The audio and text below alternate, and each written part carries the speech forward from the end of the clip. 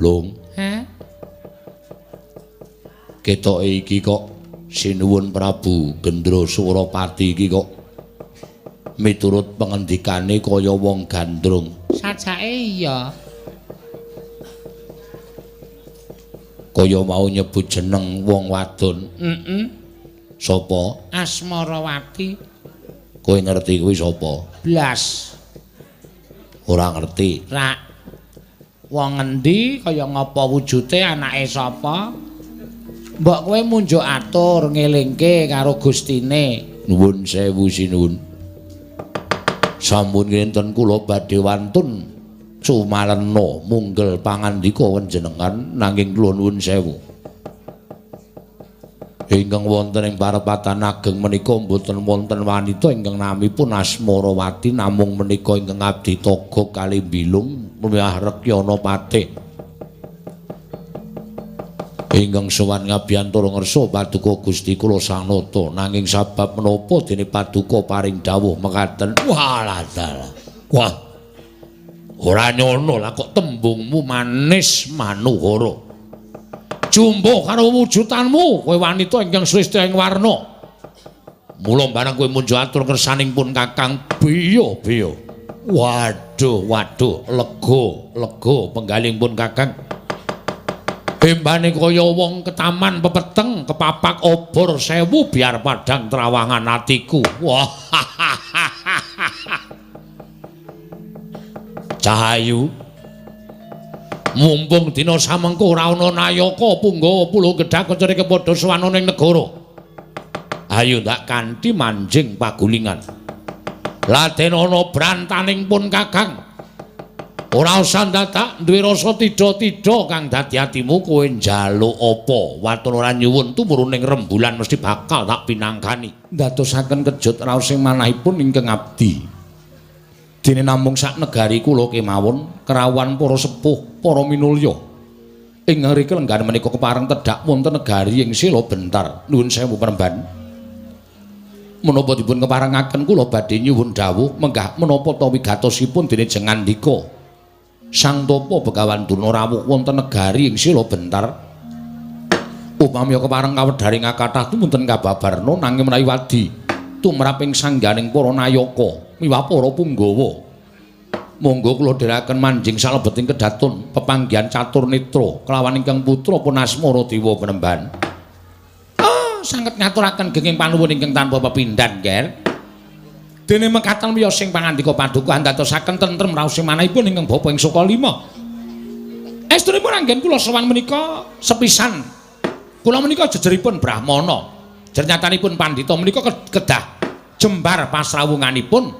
Nyatanipun nadyan nembe sepisan menika kula sowan wonten negaring Sila Bentar mriki tanceping kekadangan paduka anak Prabu Asmaradewa. Kinten kula kadidene sampun sarawung pinten-pinten taun. Menika ndadosaken bompong raos sing manahipun ing bapa ing Sukalima, nggih. Matur sembah sewu nuwun tanpa pepindhan Peremban. Ing mekaten daya-daya kula nyuwun dawuh menggah menapa ta sababipun dene paduka kepareng rawuh. Lah menika estunipun sowan kula menika mboten saking pikajengan kula piyambak. Namung kula menika dapur dipun utus. Inggih menika pun anak Prabu Duryudana sesembahan kula ing negari Ngastina. Sumados kula angulari wonten pundi dunungipun negaring Sila Bentar. Keparenging dewa kula saged pinanggih praja ingkang sinebut Sila Bentar lan sakmangke sampun saged pepanggen lan paduka anak Prabu Asmaradewa.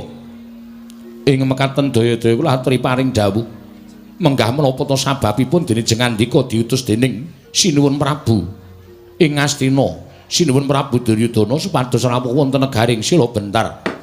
Menapa dipun keparengaken Radi Mingset anggen kula ngabiyantara ngersa paduka sampun ngantos duna dungkap panampi paduka anak Prabu Asmaradewa. Kula sumanggaken bapa penembaning Sukalima Sang Tapa Begawan Durna.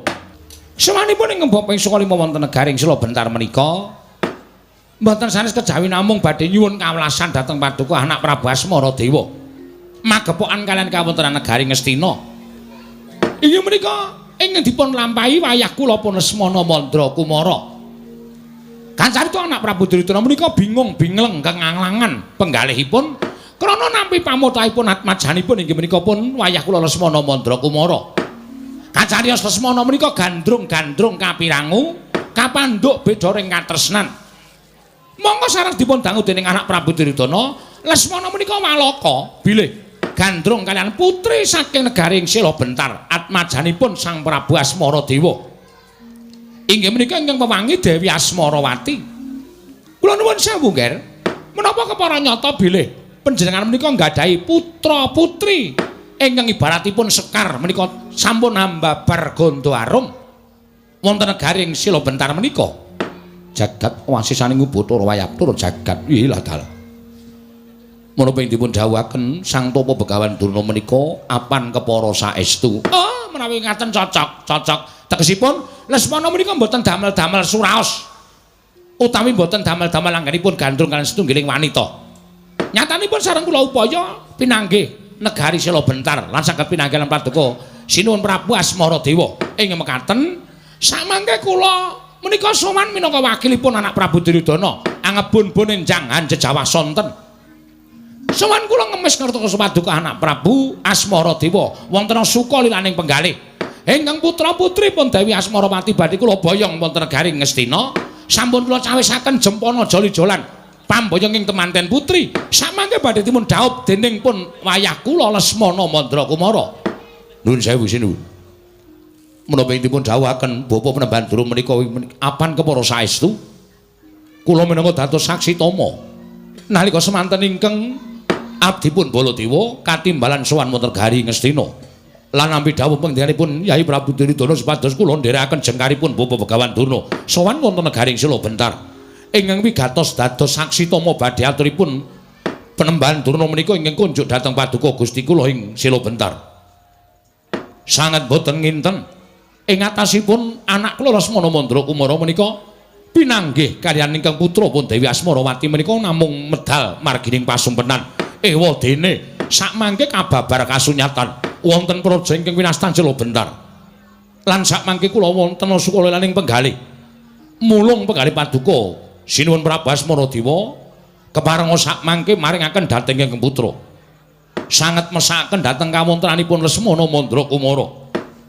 Atmaja Nalindra anggenipun gandrung-gandrung paribasanipun ngantos kados dene tiyang bambung tulut ngulurung.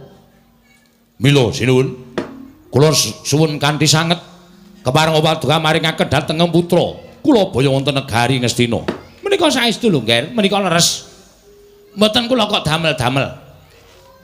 Lesmana menika nuwun sewu nadyan Atmaja Nalindra ning mboten nampi kabejan sekedhik kemawon. Lesmana menika putra Nalindra ingkang mboten nampi kabejang sekedhik kemawon. Gesangipun menika tansah lara lapa, langkung-langkung babakan pawestri. Sampun wangsul Lesmana Mandrakumara menika badhe kepengin dhaup kaliyan putri Nalindra ewadene gagar wigar tanantuk karya. Putri Madukara ugi gagar, putri Ndarawati ugi gagar wigar tanpa karya. Kathah sanget putri ning Brahmana ingkang dipun gaya dening Lesmana ewadene Lesmana menika ugi gagal mboten saged kasembatan dhaup. Wangsul wangsul gaya putri tartemtu cabaring damel. Oh, mesakaken sanget, Nger. Malah do nalika semanten menika mung kepengin rabi sinden we ora kelakon. Cobi. Monggo wis layang-layangan. Wis WA-WA-anan. Ewadene kok mesa gagal. Lesmana menika setunggiling putra Nalindra ingkang mboten nampi kapejan sekedhik kemawon. Mila kula suwun kanthi sanget samangke menawi jengandika anak Prabu kepareng maringaken ingkang putra tumuli ingkang putra kula boyong wonten negari ing Ngastina lajeng kula dhaupaken kaliyan Lesmana Mandrakumara supados saged sarimbit kaliyan temanten kakung. Inggih kula mangertos Bapak Penemban. Oh, mesakaken, Nger, mesakaken. Mangka Lesmana menika sampun lulus anggenipun mapan wonten ing bangku pasinaon. Nyatanipun ugi mboten wonten ingkang purun dipun rabi dalem Lesmana. Lesmana menika sampun sarjana ekonomi. Menapa ngaten? Inggih. Ning nyatane ya wis ora gelem di sapa-sapa. Menika lho, sialipun Lesmana menika mapan wonten ing mriki menika. Mila, Nger. Nuwun sewu menawi jenengan dika maringaken dhateng Kang Putra. Oh, kula sangat ngaturaken panuwun ingkang tanpa pepindhan. Panjenengan badhe dipun ninggahaken derajatipun. Nuwun sewu, panjenengan menika namung Nalendra alit. Negari menika namung negari alit. Menawi jenengan dika bebesanan kalian pun Prabu Duryudana, Nalendra ingkang kuncara handayang bawana, jagat menika ngantos kebrebeken dhateng umandangipun Prabu Duryudana. Sami kemawon panjenengan menika dipun angkat derajatipun dados besanipun Nalendra ingkang sugih bandha bandu, sugih bandha tegesipun sugih brana picis, sugih bandu tegesipun Nalendra ingkang abebala raja. Cobi kula aturi menggalih. Negari menika mangke dipun bongkar. Dipun bongkar.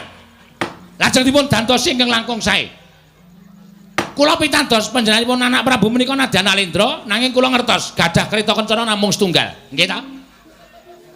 Prabu Duryudana menika gadah kreta kencana cacahipun 127.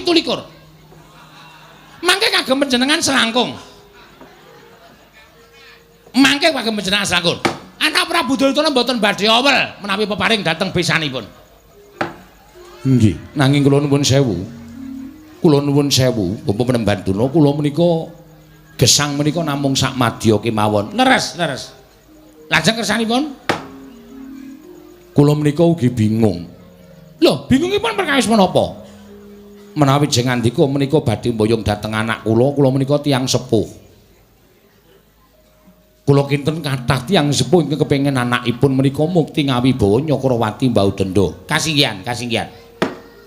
Nanging menawi kula maringaken menawi anak kula mboten purun dipun dhawuhipun Lesmana menika mangke ugi mboten sae kedadosanipun kosok wangsulipun. Menawi kula nduwa keparengipun Bapak Durna ning nek anak kula wis sambung tresna kaliyan Lesmana menika ugi mboten sae kedadosanipun.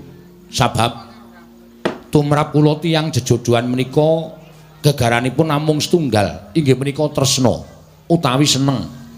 Jalaran tiyang keplok menika mboten badhe mungel menawi mboten tangan kalih, menawi namung tangan setunggal menika mangke mboten badhe sae kedadosanipun. Ingkang pemanten kakung ugi tresna, temanten putri ugi tresna.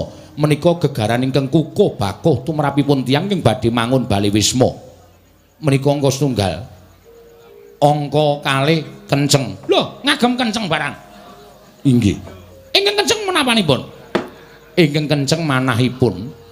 Merga tiyang badhe nambut srengeng akrami menika nuwun sewu, sebaya mukti, sebaya mati, yen abot padha dipikul, yen enteng padha dicangking. Nyatanipun wonten tetembungan garwa. Garwa menika rong pribadi ingkang wis dadi sak badan, duwe ancas gegayuhaning urip ingkang ditunggalake, menika tegesipun garwa. Lho. Kok benten kalian ngen kula nggih? Garwa menika siji sigar siji dawa. Bapak Durna mriki ana ngendika, lho nyatanipun sami ngendikaken ngaten kok, jebul garwa menika rong pribadi ingkang wis dadi sak badan. Loro-lorone duwe ancas gegayuhaning urip iki wis ditunggalake. Oh, menika sae, menika sae. Nek cantrik-cantrik kula menika sami nyebataken garwa niku siji sigar siji dawa. Apa ora edan niku? Sampeyan kudune iso benerke. Mangke badhe kula beneraken. Nggih. Menika ingkang angka salajengipun kepareng, tegesipun kepareng menika tiyang sepuhipun temanten kekalipun kedah sami-sami kepareng. Sebab tiyang mangun Bali Wisma menika mboten kok njodhokaken awakipun piyambak, nanging njodhokaken tiyang sepuh, tangga tepalih, sanak kadang, mitra kawruh lan sanes-sanesipun. Sedaya sampun sarujuk menika mangke menawi wonten bobol boroting lelampahan, ubayane ora bakal mbalenjani. Oh, pancen leres-leres. Menapa menika mau nggih? Siji seneng, loro kenceng. Kaping tiganipun wilujeng utawi kepareng. Kaping tiganipun kepareng. Oh, sae menika. Petanganipun tiyang bangun Bali Wisma menawi patokan tigang perkawis menika sae. Nanging tumrap kula menika wonten saka lima menika mboten ngaten menika. Lho. Wonten saka lima mboten ngaten menika. Mboten. Nanging petanganipun tasih petangan cara kina inggih menika Pancasuda. Pancasuda menika dos pundi?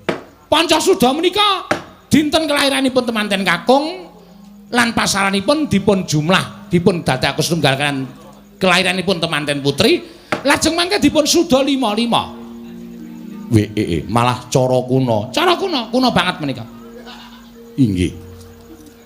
Menawi turaipun siji utawi setunggal, turaipun siji menika tegesipun pegat pati, tegese Durung rampung le omah-omah salah siji tekaning pati, dadi randha utawa duda. Oh, ngaten. Inggih. Yen loro menika jodoh. Tegesipun angenipun bangun bali wisma menika mangke badhe jodoh. Jodoh tegesipun dipun tetunggalaken dhateng pangawasaning Dat Kamurweng Dat menawi telu. Telu menika wahyu.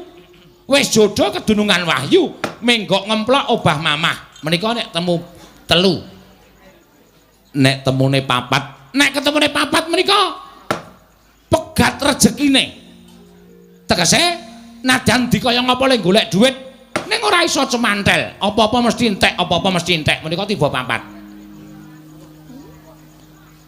Boboduna. Wonten dawuh. Nek tiba 5. Sudah 5 kok tiba 5 nika pripun? Sudah 5 niku ora ana tiba 5, tibane ya entek 0. Ndok tegese. Nek tiba 5 entek niku hitungane pripun? Nek tiba 5 entek niku hitungane rasa dijodokke.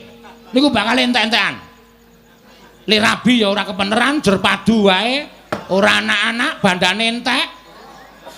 Niku nek disuda-suda ora turah menika kaya ngoten niku. Ngaten. Kula tak takon. Napa wonten hitungane pinten tibane wong rabi menungso ning ora entuk menungso? Ah niku ya sengkring niku. Ampun kaya ngaten. Ah, kanca dhewe kok ngenani. Ora seneng ah kula. Kula niku namung takon, mboten sah ditakokke. Niku tiba loro seprapat.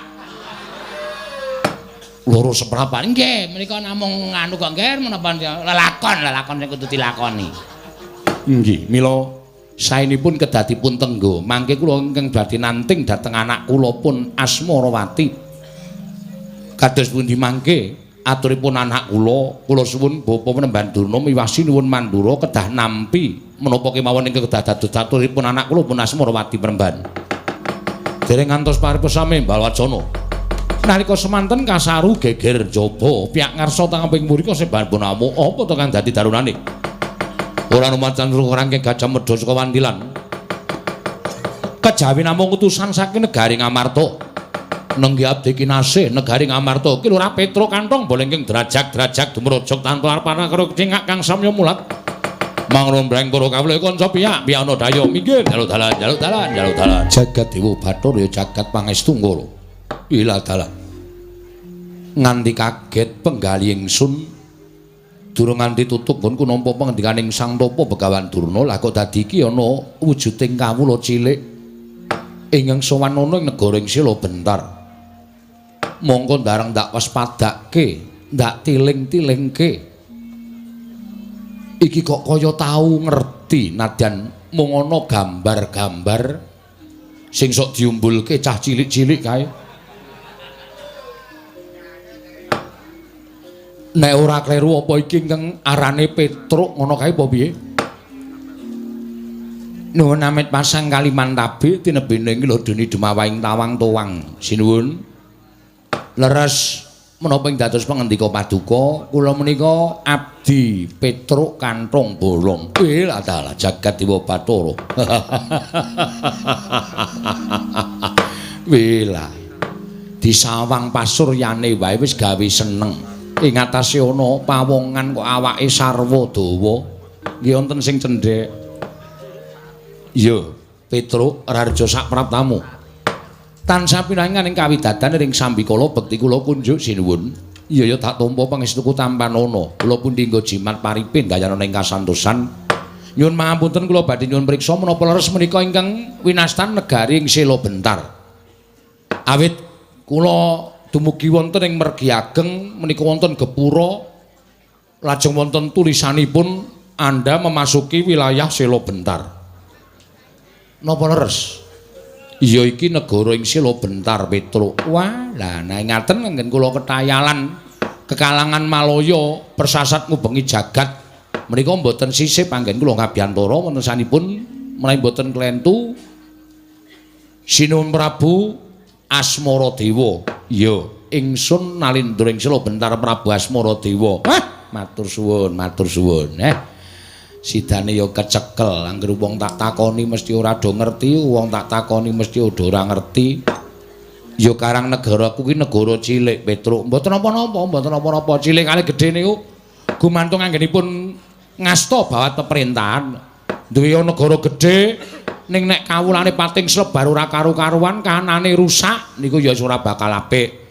Ning duwe negara cilik, nek iso gawe tentrem para kawula, wekasan mujudake kawula ingkang ayom-ayom tentrem, kahanane gemah ripah loh jinawi, menika malah langkung prayogi. Yo, bener pancen mengkono Petruk. Petruk kowe padha slamet sak praptamu, Petruk. Lho. Menika kados wontenipun Begawan Duna. Heeh. Aku pepundhenmu ing Saka Lima. Weh, la wilujeng Mbah bekti kula punjuk. Tak tampa. Pangestuku tampan ana ya, Petruk. Lho nggih. Karo sapa kowe? Piyambak. Loh, biasane ngejak Bagong. Lagi mboten cocok lahir batin kula karo Bagong.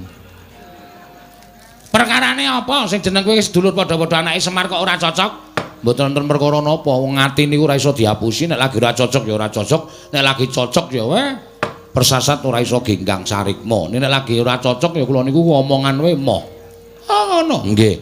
Ning ora ana apa-apa ta Petruk, mboten wonten apa-apa. Bagong ya slamet wae kakangmu Gareng ya slamet pangestunipun Penembahan wilujeng. Prayogakno nggonmu lungguh. Lho niki sampun boten kirang prayogi Penembahan. Petruk Kantong Bulung Kendhara Raja sak praptamu. Wah ngendikane nek kaya ngene iki mesti sinuwun Mandura. Yo, aku bendaramu Mandura. Wilujeng bekti kula kunjuk sinuwun. Yo tak tampa. Pangestuku tampan ana. Kula pundi nggo jimat paripin dayana ing kasantosan. Panakawan. Ana wigati apa dene jeneng sira ngabiyantur ning ngarsaning ingsun? Apa saka karep sira pribadi apa pancen diutus dening kepundhenmu Pandhawa? Sadèrèngipun kula matur kepareng kula ngaturaken tebah Siti Sekul bidung teling rong klapa. Apunten ambek bilih wonten lupat kula anggen kula munjatur sapa paduka Sang Nata. Ora dadi ngopo Petruk, matur sembah nuwun. Critanipun Petruk nika nadyan wujuding mung loro saudon telu saurupan ning nuwun sewu dalu menika kula dados piyayi. Lho. Dadi piyayi lire piye? Mergi sowan kula menika mboten saking pikajengan kula piyambak. Nek saka karep kula dhewe tetep Petruk niku dadi wong kere, tetep wong ora duwe, ya mung sak batur. Ning gandeng sing kongkon kula niku para her-her. Sing utusan kula menika para minulya. Ing atase Petruk menika mung kemanakawan kok dipercaya karo para her, para minulya. Niku tegese kula kecipratan derajat pangkating sing utusan kalih kula. Sing utusan sira sapa? Nalika semanten negari Ngamarta menika ngawontenaken parapatan agung. Dedrek Rembak boten sanes kejawi namung badhe nglamar putra-putri negari ing Sela Bentar atmajanipun Prabu Asmaradewa ingkang wangi Dewi Asmarawati. Nalika semanten sinten ingkang dipun dawuhi boten sami boten sami sagah krana sami dereng ngertos papanipun negari ing Sela Bentar. Kula ya ming meneng mawon wing derajate Petruk. Lah kok dumadakan sinuwun Prabu Darma Kusuma menika nuding kula Petruk tratap. Kula maju. Kowe sing seneng dolan, kowe sing seneng samba mrana-mrana golek ana negara Sela Bentar lamaran Dewi Asmarawati ngaten menika tanpa nganggo dipikir panjang. Kula tumunten budal. Lah kok jebul teng dalan kula niku ya bingung ora ngerti nggone kok mangkat kula niku. Bareng tekan dalan kula takon-takon terus dumugi wonten mriki menika. Mila sinuwun, sowan kula menika dipun utus punden Pandhawa badhe amboyong ingkang putra-putri wewangi Dewi Asmarawati badhe kula boyong wonten negari ing Ngamarta.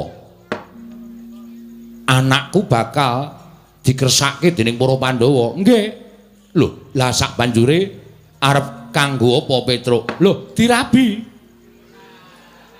Ngoten. Sopo sing bakal dadi temanten lanang? Lah niki masih dalam musyawarah. Lho kusik. Wong nglamar wong wedok kok mantene durung cetha iki piye? Nglamar wong wedok kok mantene lanang durung cetha iki piye? Ah mriki wau ya dedrek mergo sapa sing arep didhawuhake kalih Ndara Dewi Asmarawati. Nek Ndara Werkudara niku garwane wis 3. Wau ditari kali Sinun Prabu Darma Kusuma. Apa kowe Werkudara? Wah. Wah, kesel, ngoten niku. Saya Terus Ndara Janaka niku malah bojone ora iso ditung nang ndi-ndi eneng. Apa kowe Janaka? Ndara Janaka ya klecam-klecem. Raden Janaka wangsulane piye? Pengendikane piye? Menawi kula ndereke mawon Kaka Prabu, namung kula tak sumerep calon manten wedok. Kula selera menapa mboten? Raden Janaka ngendika kaya ngono. Nggih, ayo Kakang. Nika niku karepe ya cocok karo atine, cocok karo rasane lagi dipek. Ayo angel. Iya. Lah ngono niku mboten wonten sing purun, terus Petruk didangu kali Ndara Puntadewa. Apa kowe truk ngoten niku karo mesem. Kula nggih ngerti nek Ndara Puntadewa niku gojek. Kula muni, mboten kula niku arep sing nggo ragat apa, nggo nyicil mendring bendina wae kangel ora jamak-jamak. Kok malah arep rabi meneh kurang gawean. Lah terus arep dirapeki karo sapa? Perkara niki mengke gampil. Ning sing jelas niku rawuhipun Ndara Asmarawati ingkang putra menika wonten negari Ngamarta, tartemtu mangke mboten badhe dawuh wonten juranging kasangsaran, ning badhe dawuh wonten juranging ngabagyan. Mula saking menika Gandeng Petruk ingkang dipun utus samangke kepareng nggalih padukasinipun Prabu Asmaradewa menggalihaken aturipun Petruk kaparingaken menapa mboten menika gumantung dhateng panjenengan. Menawi kaparingaken ngaturaken panuwun ingkang tanpa pawindhan, nek mboten sebabe napa, jarane napa, Ndara-ndara kula Pandhawa menika mustikaning satriya. Sapa ta sing ora tepung karo Ndara Pandhawa? Ya ing bab samubarange.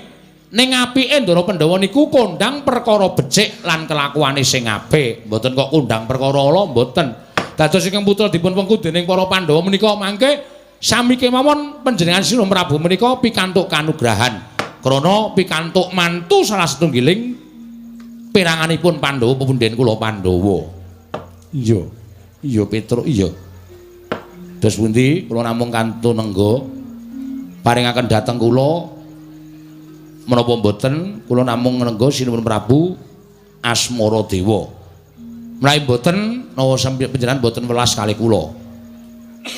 Monggo kula dipun kanteni Purbawasesa. Petruk kowe tak kongkon ora entuk gawe bali tekan negara Ngamarta tak tugel gulumu Barataya. Napa mboten rekoso? Kula niku wis mangkat blas ora disangoni. Tekan riki mengke ora entuk gawe mulih. Tekan negara Ngamarta takoni Sinuwun Prabu Darmakusuma piye Petruk entuk gawe apa ora? Mboten Sinuwun, Werkudara idaken cengele Petruk.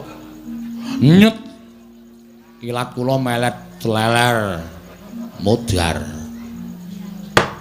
Panjenengan ora welas kali kula ya welas karo anak bojo kula, anak kula isih cilik-cilik, bojo kula isih cilik-cilik. Anu apa? Apa bojo kula? Iki nek omong sembrono. Kula niku kula sembrono ya, omong tembu-tembu niku sakarep kula. Iya Petruk. Nggih, lha nyuwun ngapunten. Bojo kula ya bar-babaran nganti kula mati mergo kula ora entuk gawe napa mboten rekoso. Petruk wonten dawuh kepiye nggonku bakal paring pangandikan kelawan jeneng para. Sebabe ewu kaya penggalihku. Jalaranipun kowe ngerti Sang Tapa Begawan Durna rawuh mrene sekalian kelawan Nalindring Mandura uga ngayunake anakku Asmarawati. Weh. Niki iya. Nglamar Dewi Asmarawati. Iya, pancen mengkono. Ajeng didhawuhke kalih anak Ngastina, putra Ngastina ya kuwi Raden Lesmana Mandra Kumara Petruk. Mangkiriyen sabar. Mangane sampeyan mengke kewirangan kula aturi sabar. Sabar piye? Mergi panjenengan nek terus paring pangandikan mergo kula mung derajate ngaceplik niki piyayi-piyayi terus panjenengan ngebutke piyayi maringaken Kang Putra dhateng Begawan Durna kula nuwun sewu lho Sinuwun, kula nuwun sewu. Sing jeneng wong tuwa niku pengin anake seneng. Sing jeneng wong tuwa niku pengin anake mulya, lahir lan batine. Lah iya, mestine kaya ngono. Oh nggih. Ning mboten wonten sing jeneng wong tuwa kok nyengsarake anake niku mboten wonten. 1001 wong tuwa sing tegel weruh anake sengsara, luwe-luwe weruh anake urip ing kebak kasangsaran menika mboten badhe wonten. klebu aku pengen anakku kuwi seneng lahir lan batine. Lah, nek putra panjenengan kepengin seneng lahir lan batine, mang paringke kura. Dhawuh kalih piranganipun para Pandhawa salah setunggal. Yen panjenengan menika maringke ingkang putra menika kalian Begawan Durna, wah cilaka, cilaka. Lho kok cilaka tegese? Sampeyan pun tau ngerti Lesmana napa dereng? Lesmana Mandra Kumara putra Narendra Ngastina. Nek jenenge aku wis ngerti, ning nuwun sewu, pasuryane aku durung ngerti. Nek pasuryane ya lumayan. Dedeg piadeg ya entuk, nuwun sewu rupa ya entuk. Ning nuwun sewu, uteke. Lho, kok sik kok nggonmu kasar uteke? Uteke Lesmana piye? Piye? Nile. Lho tegese piye? Nuwun sewu. Kula rada maju ndak mireng kalih sing do kawogan nggih. Iya. Rada kentir. Apa? Lesmana ndamu sentir. Waduh cilaka iki. Rada majeng mulih nggih, rada maju. Iya. Rada kentir. Kentir. Pekok. Ampun suruh-suruh, pekok. Nggih. Sama nek prisa mesti malah kemekelen. Anak ratu kok saben dina melu parkir ning pasar niku nek mboten ngono mboten. Nganggo rompi terusane parkir ngono. Prit prit prit. Ngoten niku Lesmana niku. Mongko nek bengi nyuluh kodhok. Lah. Niku kula kerep. Lho kok kowe ngerti? Lah kula kerep ngancani kok. Nek ora ndek kanca mesti ngebel kula. Petro aku kancane nyuluh kodhok. Kula niku ya seneng mawon wong kula ngancani nyuluh kodhok niku ya dikai dhuwit, dinai Brana Picis. Lah kula niku wong ora duwe dikai Brana Picis ya manut wae nek didhawuhi kok ya. Lah napa sampeyan ajeng ikhlas? Napa sampeyan ajeng seneng? Putra panjenengan sing kondang ayu nganti jagat kebrebeken kok mung dipek karo wong pekok. Nuwun sewu lho niku. Kok mung dipek karo wong kentir. Ya bener. Brana Picis pirang-pirang, derajat pangkat pirang-pirang. Ning apa wong kabagyaning batin menika mung cukup diwenehi derajat pangkat, diwenehi Brana Picis. Mboten. Kabagyaning batin menika nadan kekurangan derajat pangkat, kekurangan Brana Picis, ning nek uripe seneng, uripe kepenak, tresnan tintresnanan, sih sinian, niku bakal uripe kepenak. Arep ming sarwa cukup. Ning arep kebyokan Brana Picis, derajat pangkat dhuwure sondo langit. Nek ming gerus teng ati. Lho pripun? Monggo Lesmana niku pendak dina wah nika pancen anak ratu ning saking sugihe terus ming ngentek-entekke dhuwit kok. Wong wedok niku diklumpukke teng kasatriyane. Terus nyetel niku dosa. Terus do ngomben-ombenan teler. Terus wah wis kaya ngoten niku kula niku ya sok melu soalé. Angge nggo dienggo refreshing ning pisan pindho. Nglumpuk wedoke banget terus meja kursi disingkirke nyetel tip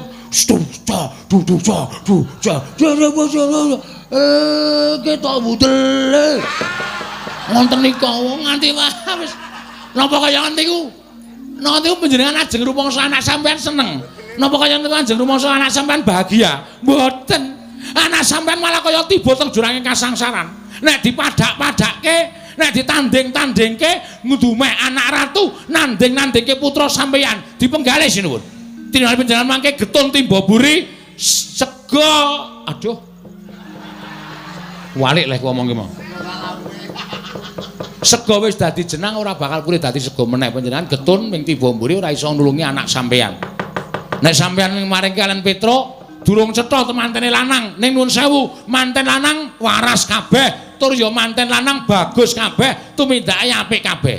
Nek sampean maring kiteng Ndara Lesmana, wah sampun. Padha karo sampean wong tuwa sing nglebokke anak sampean teng neraka jahanam. Niku yakin niku.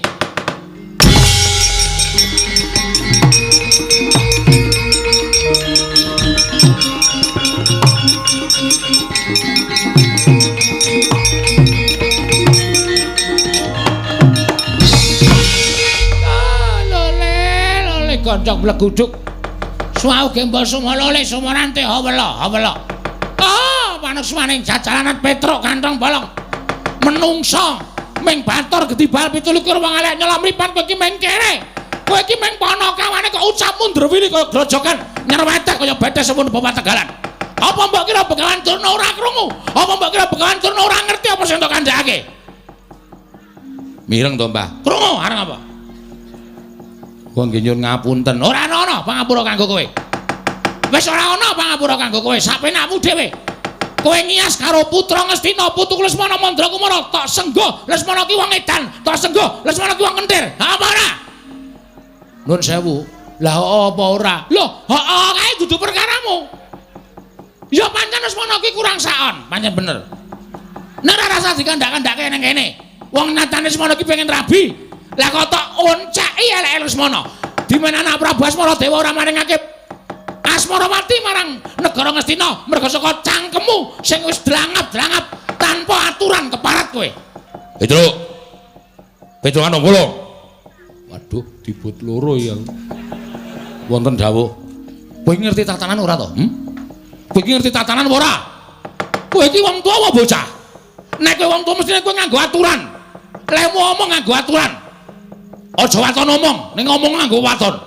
Sapenamu dhewe kowe ngias karo Lesmana Mandrakumara. Baladewa ki dadi utusane Kyai Prabu Duryudana supaya mboyong Asmarawati. Lah kok tak mentahke rembuge Bengawan Durna. Oh, pancen menungsa ra tatanan. Gugu ngarepe dhewe. Rumangsaku tulus kumawasa dumeke dikongkon dening para Pandhawa. Terus rumangsaku kowe duwe kekuatan dumeke dikongkon dening para Pandhawa. Oh, kowe wis ngina karo Lesmana Mandrakumara. Oh, perkara iki aku ora trima. Perkara iki aku ora trima. Petruk Kanto boleh dandani Bakardimu. Aku ora bakal wegah midana karo kowe. Mangrin. Hop. Niki nek kula mengamingu ngenten iki suwe-suwe kula vertigo. Salah siji mawon sing nesu, mengke perkara kedadeane napa mangkrubut loro kula ora wedi. Lho, cangkeme. Salah siji, iso ora? Salah siji iso ora iki ya? Mumet sirahku nek carane kaya ngene. Petruk, nun. Karepmu piye? Niki padha-padha ngayunake Dewi Asmarawati. Perkara diwenehke sapa? Niku ora usah dadak sampeyan nesu-nesu kalih kula. Aku nesu karo kowe mergo kowe ngelek-elek Lesmana Mandrakumara. Nuwun sewu, kula ngemutaken Sinuhun Prabu Asmaradewa. Aja nganti dawah wonten juranging kasangsaran. Nek nganti putrane mriku diwengkut garwa dening Ndara Lesmana Mandrakumara, padha karo Sinuhun Prabu Asmaradewa nika mentala nyumurupi kesangsaraning atmajaning Ndara Asmaradewa inggih menika pun Dewi Asmarawati. Perkara kuwi mengko dudu perkaramu, niki perkarane Sinuhun Prabu Asmaradewa.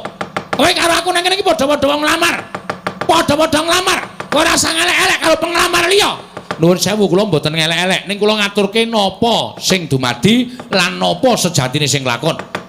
Tur napa sing kula kandhake niku mboten gawe-gawe, niku kenyataan, niku fakta. Lho, iya, ning rasa do ngomongke ning kono-kono. Kula ngomongke niku mboten perkara kula ngelek-elek karo sampeyan, ning kula ngomongke kalian Sinuhun Prabu Asmaradewa, aja nganti Sinuhun Prabu Asmaradewa menika nuwun sewu, nyatane Sinuhun Prabu Asmaradewa niku ora kenal karo Lesmana Mandrakumara. Ora ngerti wujude. Dadi kudu diterangke wujude kaya ngapa, watake kaya ngapa, aja nganti Sinuhun Prabu Asmaradewa niku menglung malingke putrine ning atmajane sengsara uripe niku nek cara kula mboten pas. Kok kian cangkem kowe, sampean yo kian cangkem. Lho. Kowe ngunake Bengawan Durna cangkem. Lah niki jenenge apa nek udu cangkem? Wong jenenge cangkem kok dadak sampean yo ngunake kula kok. Lho kowe meh batur. Batur rak wujude.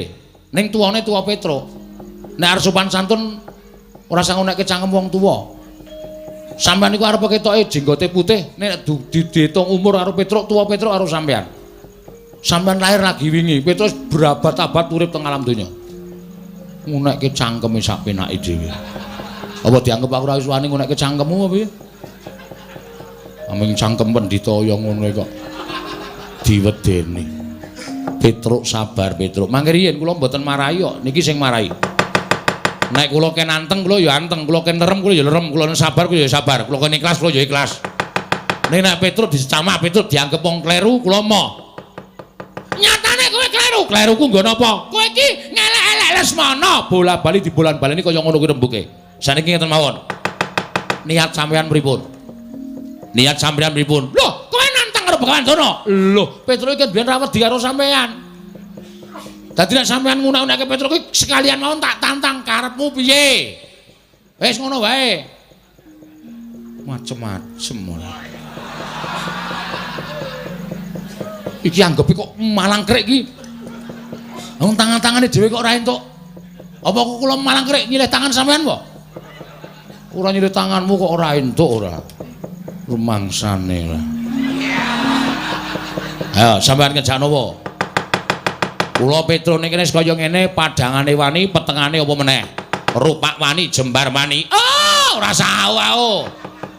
Kula tak takon karo sampean ngejak apa ora sawu.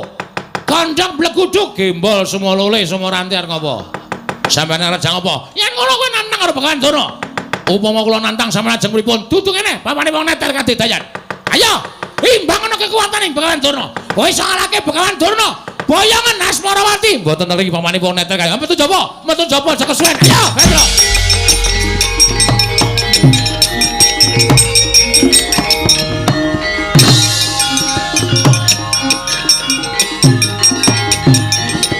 Parap. Kowe lah. Aku wis batang saka ngomah. Aku diutus sepundenku Pandhawa, mongko ana sambung rapete karo wong wedok. Kon nglamar kon boyong Dewi Asmarawati supaya prapta ana ing negara Ngamarta. Wah, jan. Monggo Begawan Durna rawuh. Sinuwun Pandura rawuh ya ngayunake Dewi Asmarawati. Nek nganti aku ming meneng wae ora ngrebut Dewi Asmarawati arep diboyong marang negara Ngastina. Baliku marang negara Ngamarta mesti nampa duka saka pepundhen-pundhen Pandhawa. Kalah cacak menang cacak. Sinambi nyoba ketrimaning uripe Petruk kantong bolong mungsuh Kurawa tak tandangane. Sinuwun Mandura maju ora bakal wedi kaya nek pancen kabeh nampa dawuh Begawan Durna kene adu arep karo Petruk kantong bolong legane atiku.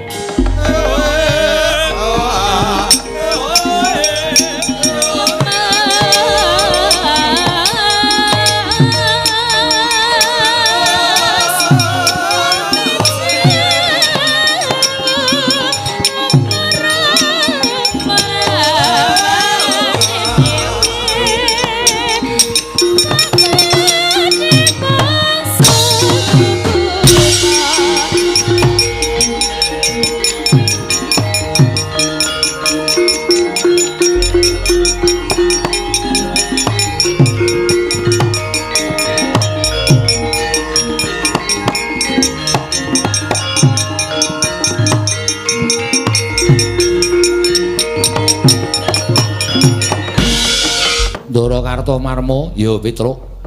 Aku sing tekan papan kene. Wonten menapa kok kula dioyak karo Sata Kurawa? Petruk rasa dadak tedeng aling-aling. Kowe wani ngembari marang sedyaning bapa Penemban Durna sartaning Koko Prabu Baladewa. Wektu dina iki aku didhawuhi supaya nyingkirake kowe. Nyingkirake pripun kersane? Kowe gelem bali apa ora? Kula purun wangsul nek kula entuk keterangan babagan Dewi Asmarawati putranipun Dewi Prabu Asmaradewa. Nek kula dereng entuk keterangan tentang Dewi Asmarawati, kula nyuwun pangapunten, kula kepeksa ora gelem bali. Kowe ora wedi karo Sata Kurawa. Pakiriyen, biyen ra wedi saiki ra wedi. Petruk ora tau wedi karo Sata Kurawa. Mula nek sampeyan ajeng nyoba karo ponakan Petruk, monggo kula ladosi. Ning nek mengke Petruk menang karo Kurawa, sampeyan do kewirangan aja nyalahke karo Petruk. Ora minggat sing areping Kartomarma kendharat dening tanganku. Monggo den kula ladosi. Hi merganing patimu, panggawa tak ayoni Ndara Kartomarma.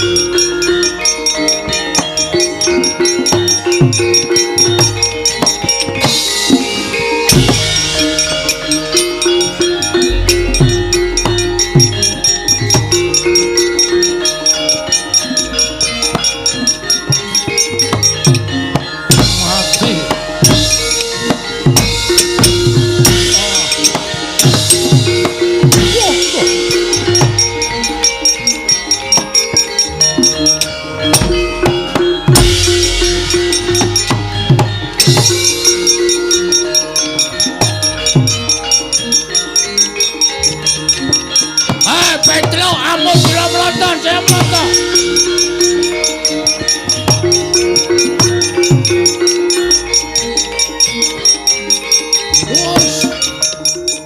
Ndara Durma Gati Petruk mundula aja gawe gegel.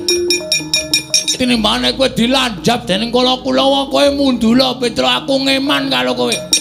Ngeman karo nyawamu. Nek lagi lepudul cilaka cilik lala gedhe tekaning pati. Oh no. Oh.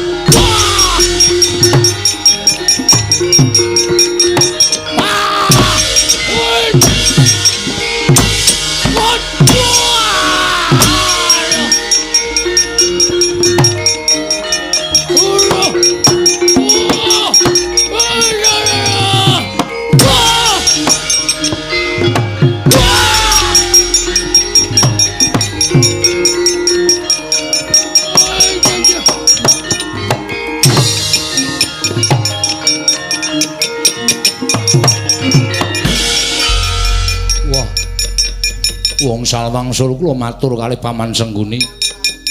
Nek mungsuh Petruk niku. Yen Kurawa dikon mungsuh Petruk niku ibarate kaya dene timun mungsuh duren. Kurawa nadyan kathah namung wujud timun, namung Petruk setunggal wujude duren. Dipun glundhungi mesti mboten kanten-kantenan kawontenanipun. Kalah kawon man kula nyemanggaken. Kula mboten saged menang kaliyan Petruk. Seprika-sepriki kula menika gumun kadang nata kok kalah karo Panakawan karo wujude batur.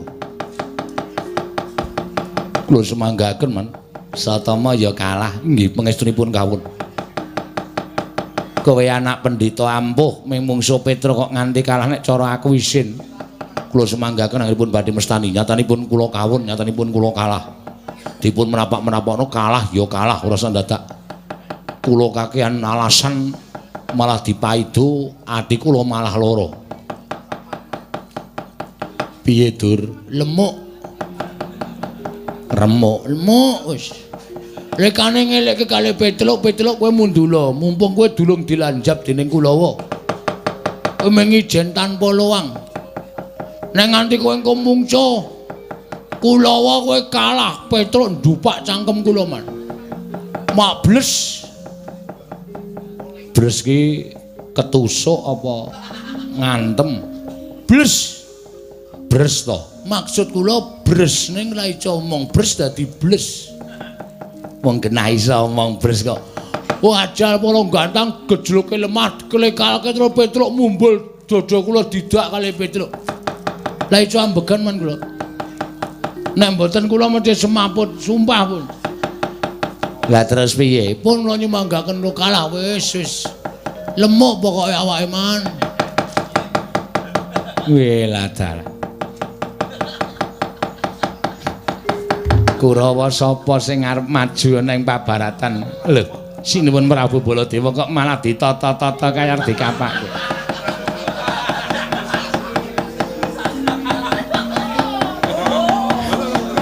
Kurawa sapa sing arep maju? Watak. Citraksi. Nggih, Man. Arep mungsuh Kura Petruk apa? Petruk kantong bolong. Ora gelem mundur saka negara sanus niki ndi, Man? Sela bentar. Sela bentar. Ngayonake karo Asmara Semoyo. Asmarawati. Bebareng mati tak wujuti. Maju ling. Ngono gandhan letan kula.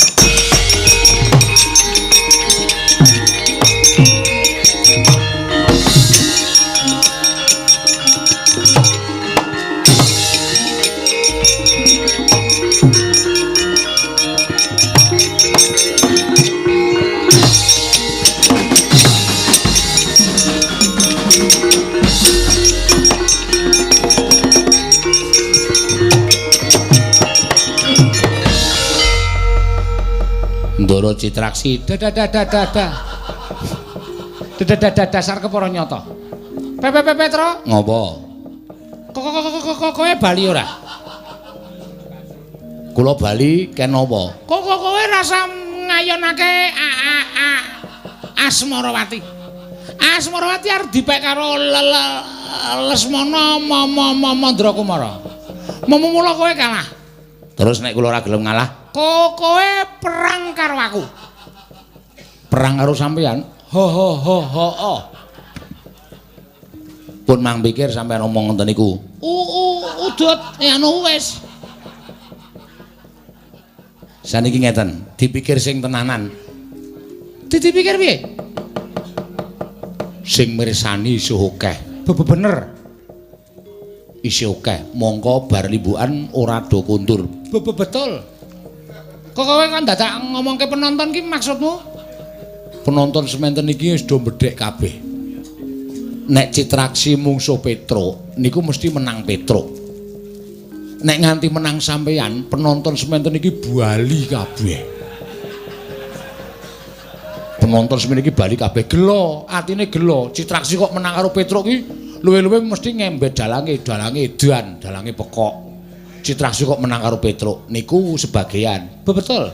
Nek nganti Pak Ratno kagol, sesuk taun ngarep ora ditanggap meneh. Mergo kagol Citraksi kok menang karo Petruk. Mboten napa-napa, sampeyan menang kali kula ora masalah. Ning taun ngarep ora wayangan, sampeyan ning jero kotak nganti bosok.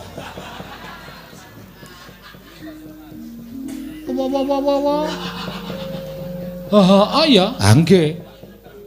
Mula sampeyan rasa mungsuh kali kula, dianggep bae menang kula, penonton puas, sing nanggap puas, sampeyan bali ora lara awake. Sesuk taun ngarep nek Pak Ratno kagungan rejeki nanggap meneh, Citraksi pentas meneh. Wah, betul. Nah. Bener to? Bener. Pancen aku ora mikir tekan semono. Pun saniki bali mawon, bangane kula kalah, penonton semanten iki do ado-ado lho niki Ndara. Ado-ado niki mesake. Do getun atine Citraksi kok menang karo Petruk ki do bubar bali do karo gemremeng balange edan pekok. Ora ngerti wayang Citraksi kok menang karo Petruk do getun kabeh. Siji ora ditanggap meneh, loro kucem asmane. Tanggapan saya sudah. Ora ana tanggapan sampeyan bosok neng kotak wiyaga do mrongos kabeh. Wah. Lha iya, nek sampeyan mulih nyelametke wong pirang-pirang, Petruk. Pripun? Sesekecake lenggah. Nggih. Aku tak balik. Oh. Lah sida perang. Rak, mbangane aku dadi wayang bosok. Ah.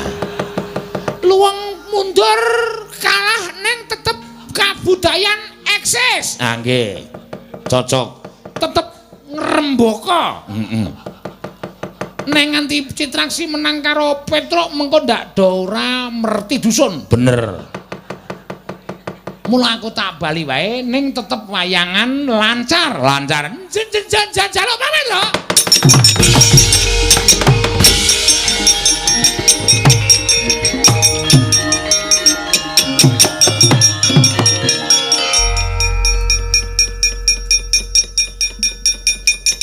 Piye, Cit? Wayangan lancar. Piye? Wayangan lancar. Iki perkara perang karo Petruk kok dadi wayangan lancar iki piye? Ngeten, Man. Ngeten. Kula maju. Heeh. Ketemu kalau PP Petruk. Petruk kula tantang. Ha iya.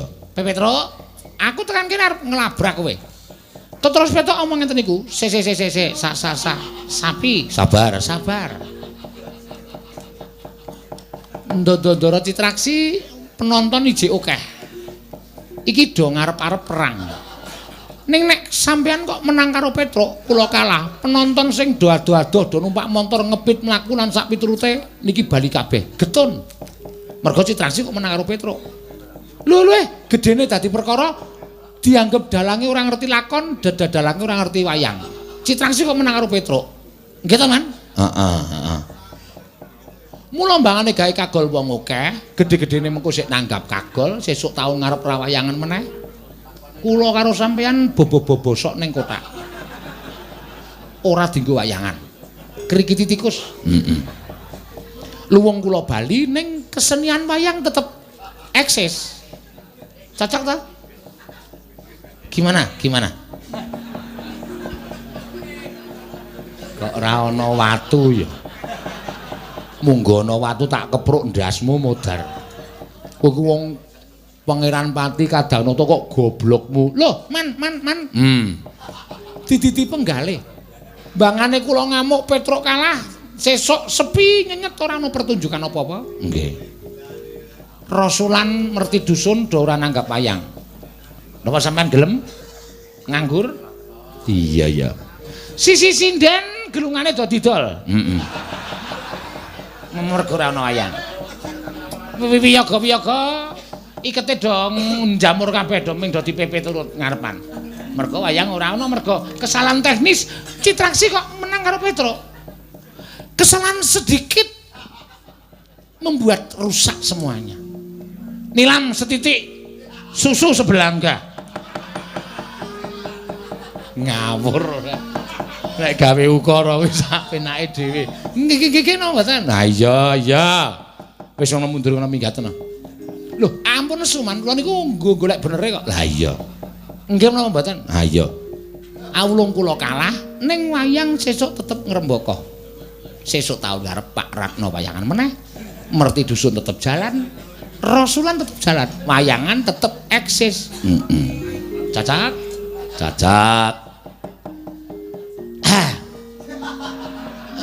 Betara kok. Ra. Kukula nggawa rek. Ini mecangkemmu. Kula lara ati. Wong kok dipringgake becik ora kena. Wayangan tetep eksis. Dus tetep jalan. Kuwi bakale kepenak man. Lah iya wis ora omongan ro kowe wis. Mudara. Sengit tenan. Rumangsaku Kurawa 100 kok sik petuk 90. Ora ana sing waras babar blas. Dur nun. Perang oleh. Nggih. Mungsuhe sinten, Man? Mungsuhe Petruk Kanthong Bolong Dur. Wah, dalah. Petruk ketibal 17. Wong elek nyolok mripat ming batur kok. Mungsuhe Dursasana. Man sekecake kula tak wangsul. Lho. Dur, Dur, mboten mawon, Man. Wis tekan adoh wonge. Memungsuh Petruk kok gilane ra jamak-jamak. Nuwun sewu nggih anak Prabu Baladewa kados pundi lelampahan menika nggih.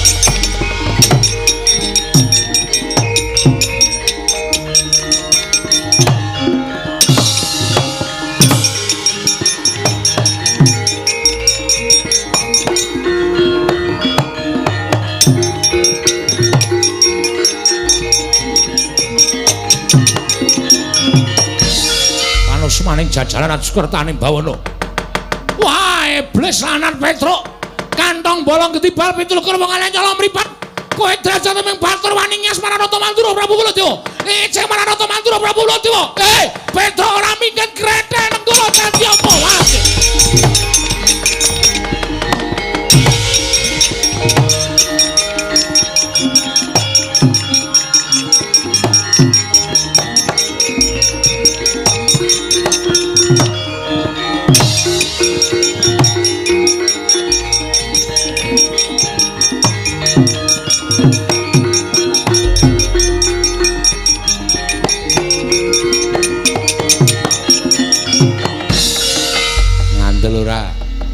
Sing maju rak dudu Begawan Durna ning Durna ngendelke Sinuwun Mandura.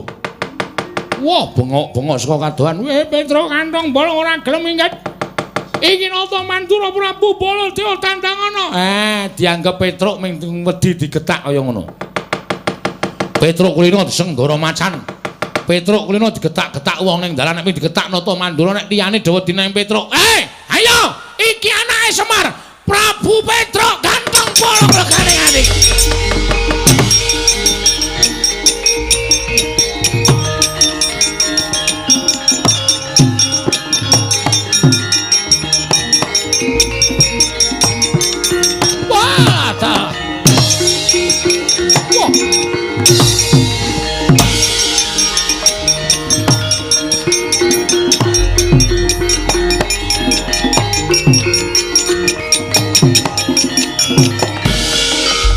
asmaning jajalan atskertaning bawana iblis.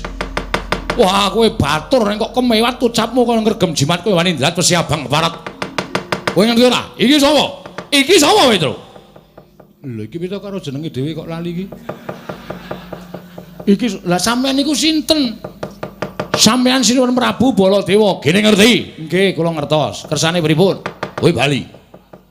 Kula diutus pepundhen Pandhawa lho, Ndara.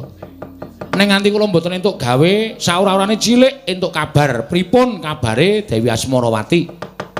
Pikantuk kula boyong wonten negari Ngamarta menapa mboten niku kabar sing gumathok kula aturke pepundhen kula para Pandhawa. Nek kula entuk kabar kula purun wangsul ning gandeng sing dawuh sampeyan ora diwenang nundung karo Petruk wong kula niku teng negara Sela bentar. Sing duwe wenang niku Prabu Asmaradewa. Nadyan kathah-kathah panggenipun Sinuwun Prabu Mandura mboten ajeng kula agem ning nek seklimah ngendikanipun Sinuwun Prabu Asmaradewa badhe kula candhi engko jimat lho yen kono kowe wani karo Baladewa Petruk tuthuk watu siramu mudhar kowe kowe niroke Baladewa sampeyan niku senengane wis nesu sikik kok ora gelem ngrembug kanggo cara bedamen dirembug sarana musyawarah ngerti-ngerti anggere ana masalah Prabu Baladewa iki nata Mandura Prabu Baladewa iki Prabu Waning Pinto wasi jolo-jolo jajan ora bayar utang ora nyaur dapurmu kowe pokoke sae bali kowe bali nek kula mboten bali kowe wani karo aku nuwun sewu kula tetep mboten ajeng wangsul mbane kula bali didukani karo Pepundhen Pandhawa luwung teng mriki kula modar kula wujuti lho wani tenan karo Baladewa lah nyuwun pangapunten lho den sagedhakan niku lho kepeksa wani ora minggat karo maning Baladewa. Kuwat nadai Kyai Nenggala aku meguru 20 taun karo kowe Petruk. Mati dereng aku. Sabar, Gir. Sabar.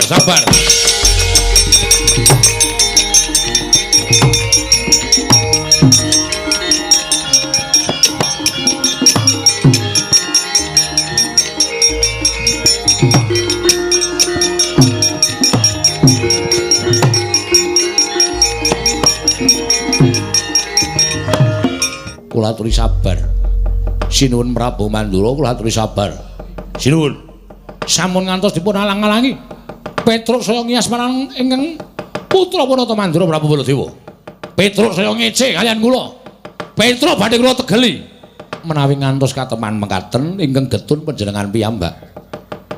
Jur nyatanipun panjenengan menika tasih sederekipun para Pandhawa tasih pepundhenipun para Pandhawa menawi ngantos panjenenganipun Sinuwun Prabu Mandura menika nyikara dhateng Petruk menika mangke saged kula wastani keriwikan dadi grojogan geguyon dadi tangisan mila perkawis menika kedadipun rembag kula ingkang badhe dados rana supados sak mangke boten wonten ingkang kula anggep banci ndemban siladan sedaya badhe kula sami panjenengan ugi dayuh kula Petruk ugi dayuh kula. Lah sabaripun Sinuwun Asmaradewa kados pundi? Nalika semanten kula merpeki dhateng anak kula. Inggih menipun Asmarawati. Sareng anak kula dangu sinten ingkang badhe jatuh minangka dados jatuh kramanipun piyambakipun menika mboten milih-milih dhateng calon guru lakinipun. Namung wonten ruba pepanggil syarat pinanganten putri. Lho, syaratipun menapa? Syaratipun menapa Sinuwun? Waton temanten kakung saged batang cangkriman ingkang dipun aturaken anak kula pun Asmarawati menika badhe dipun ladosi wonten ing Madyapada prapteng delahan Sinuwun Mandura. Jagat waisane Bathara Wayaptara jagat. Waduh. Dioji semban kula Sinuwun Prabu Asmaradewa. Kula ngaturaken panuwun ingkang tanpa pepindhan dening jengandika saged nengahi perkawis menika.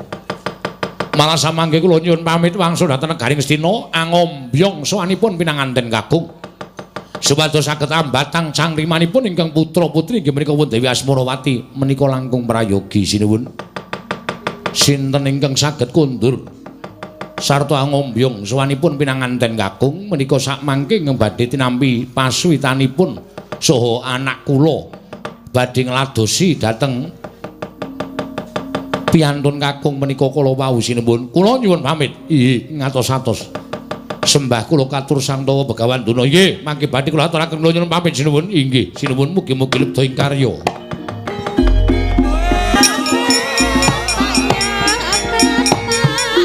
sira bali marang Praja Ngamarta sapa ingkang tinuding dening para Pandhawa bakal mengku garwa anakku Asmarawati tumuli atur ana tindak mrene lan batang cangkrimane anakku wadon.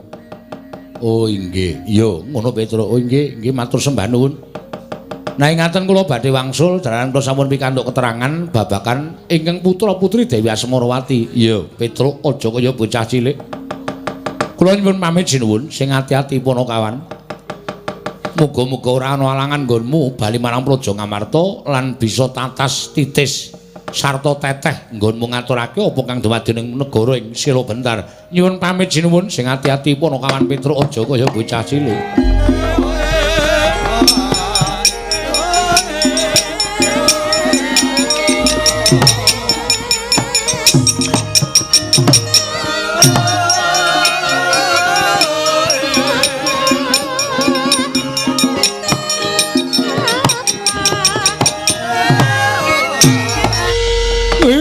Jagat Dewa Bathara ya bandhaku ya donyaku ya bondo bandhaku dhewe ya donya donyaku dhewe nang brul mbek meyong tergelung sengu wong wadon wong ayu wong manis waladal. Ora ana wong wadon ingkang keduga ngrubuhake bebeteng jiwa kanalindranku kejaba mung sira Yayi Asmarawati. Banget-banget nggonmu bondo marang penggalihku. Wekasan nglumpruk tanpa daya kapandhuk rasa tresna ingkang bobote tanpa beda kaya wong nyangga bumi. Nganti bingung nggonku napakake marang kahananku. Nggonku napakake kelawan jejerku minangka nalindra ing Pulau Gedhah Kencana. Prabu Gendra Swaropati ingkang bakal mengku garwa kelawan sira wong ayu sira denok doblong-doblong. Tampanana katresnanku tampanana rasa sih tresnaning pun Kakang Yayi. Lung. Ketoke iki kok sinuwun Prabu Gendra Swaropati iki kok miturut pengendikane kaya wong gandrung. Sajake iya. Kaya mau nyebut jeneng wong wadon. Sapa? Asmarawati. Kowe ngerti kuwi sapa? Blas. Ora ngerti. Rak. Wong endi kaya ngapa wujude anake sapa? Mbok kowe munjuk atur ngelingke karo gustine. Nuwun sewu sinuwun. Sampun kinten kula badhe wantun sumalena munggel pangandika panjenengan nanging kula nuwun sewu. Ingkang wonten ing parepatan ageng menika mboten wonten wanita ingkang namipun Asmarawati namung menika ingkang abdi toga kalih bilung Mbah Rekyana Patih. Ingkang sowan ngabiyantara ngersa paduka Gusti kula sanata nanging sabab menapa dene paduka paring dawuh mekaten. Waladal. Wah. Ora nyono lah kok tembungmu manis manuhara. Jumbo karo wujudanmu kowe wanita ingkang sresti ing warna. Mula barang kowe munjuk atur kersaning pun Kakang biya-biya. Waduh, lega penggaling pun Kakang.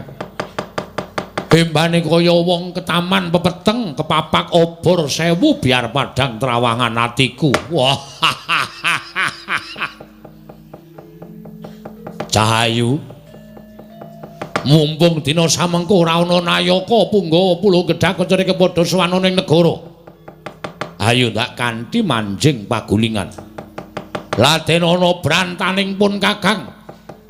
Ora usah dadak duwe rasa tida-tida kang dadi atimu kowe njaluk apa watun ora nyuwun tumuruning rembulan mesti bakal tak pinangkani. Apa kowe njaluk nganggo nyamping Mas Ginepeng, njaluk nganggo suweng ingkang gedene sak kurungan jago. Matura marang Prabu Gendra Swaropati. Watun kowe gelem pinengku garwa dening Prabu Gendra Swaropati, panjalukmu mesti bakal tak pinangkani. Panjalukmu bakal tak pinangkani. Waduh, piye Long? Ae sembuh nek kaya ngene iki sangel. Wong lanang ki anggere gandrung karo wong wedok nyawang kancane kaya dene wong wedok sing digandrungi, ya wis kuwi gandrung yang stadium akut. Waduh. Stadium Mandala Kerija. Nendang gundulmu kuwi, Gok. ora emosi tolong kowe iki. Tegese kuwi wis gandrung sing kepolen ngono lho tegese. Ngono. Kimcil kepolen. Ah iya. Iya bener. Ngono. Gandrunge wis ora iso dielekke, gandrunge wis ora iso dindakke. Mbok kowe nyedak, Gok, nyedak. Nuwun sewu. Panjenengan nek kaya ngoten niku mengke boten sae kedadosanipun. Sinuwun menika kula ngabdi pun togok. Sinuwun Gendro Suwarawati menika ingkang ngabdi pun togok sinuwun. Sampun ngantos panjenengan gadhahi sloga ingkang kados mekaten diwaji. Diwaji kula aturi emut menika ingkang ngabdi pun togok, menika ngabdi pun bila. Mriki menika mboten wonten Dewi Asmarawati sajaipun diwaji nandhang gandrung. Ingkang semunipun sampun nuwun sewu mboten saged dipun emutaken. Ning tetep kula aturi emut sinuwun.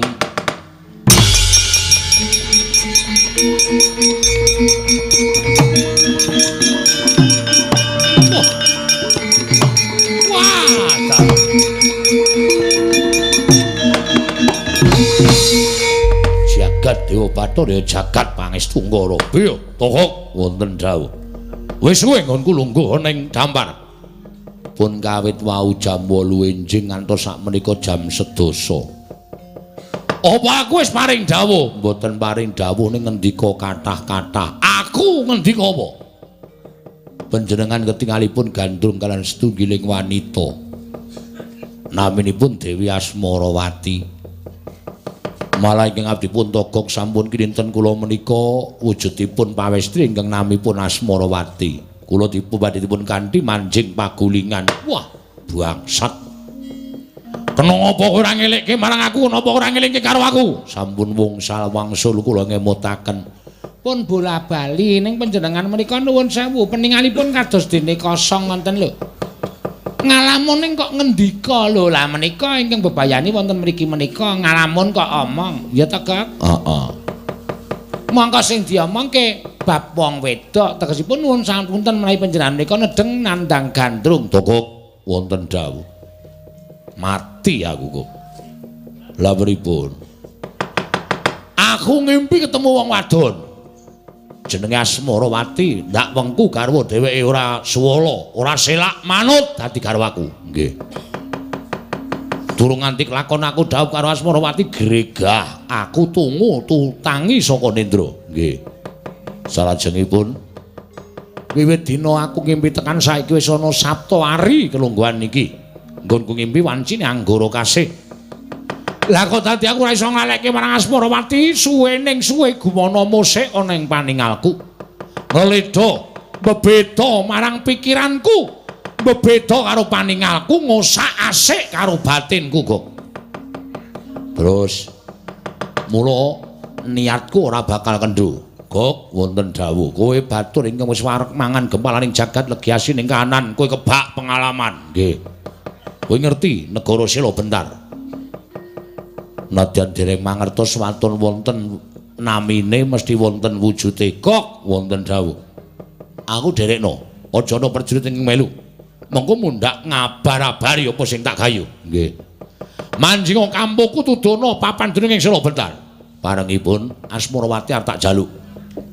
Menawi mboten dipun parengaken arep tak colong. Nuwun sewu menika pakarti nesta. Nesta manggih utama. Liripun panjenengan paring dawuh nesta manggih utama. Nestaku aku nyalang wong wedok nanging nyolong wong wedok ora tak sengsarake. Tak tibake ning kasur babut ing kebak kamuten derajat lan pangkat. Oh nggih. Nek kersa panjenengan kados mekaten kula kantun nderek mirung aja kene mampan nang kampungku. Ngambah ndir kantor Gok Swawi sinuwun kula dherekaken. Yo.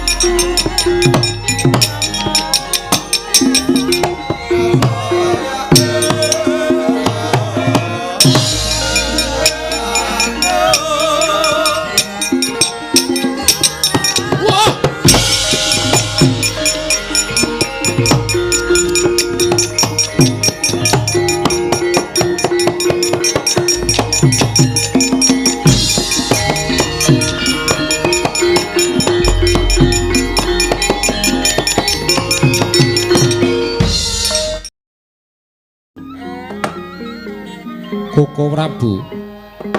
Sasampunipun kula utusan kelawan Petruk, dinten sakmangke Petruk sampun ketingal sowan.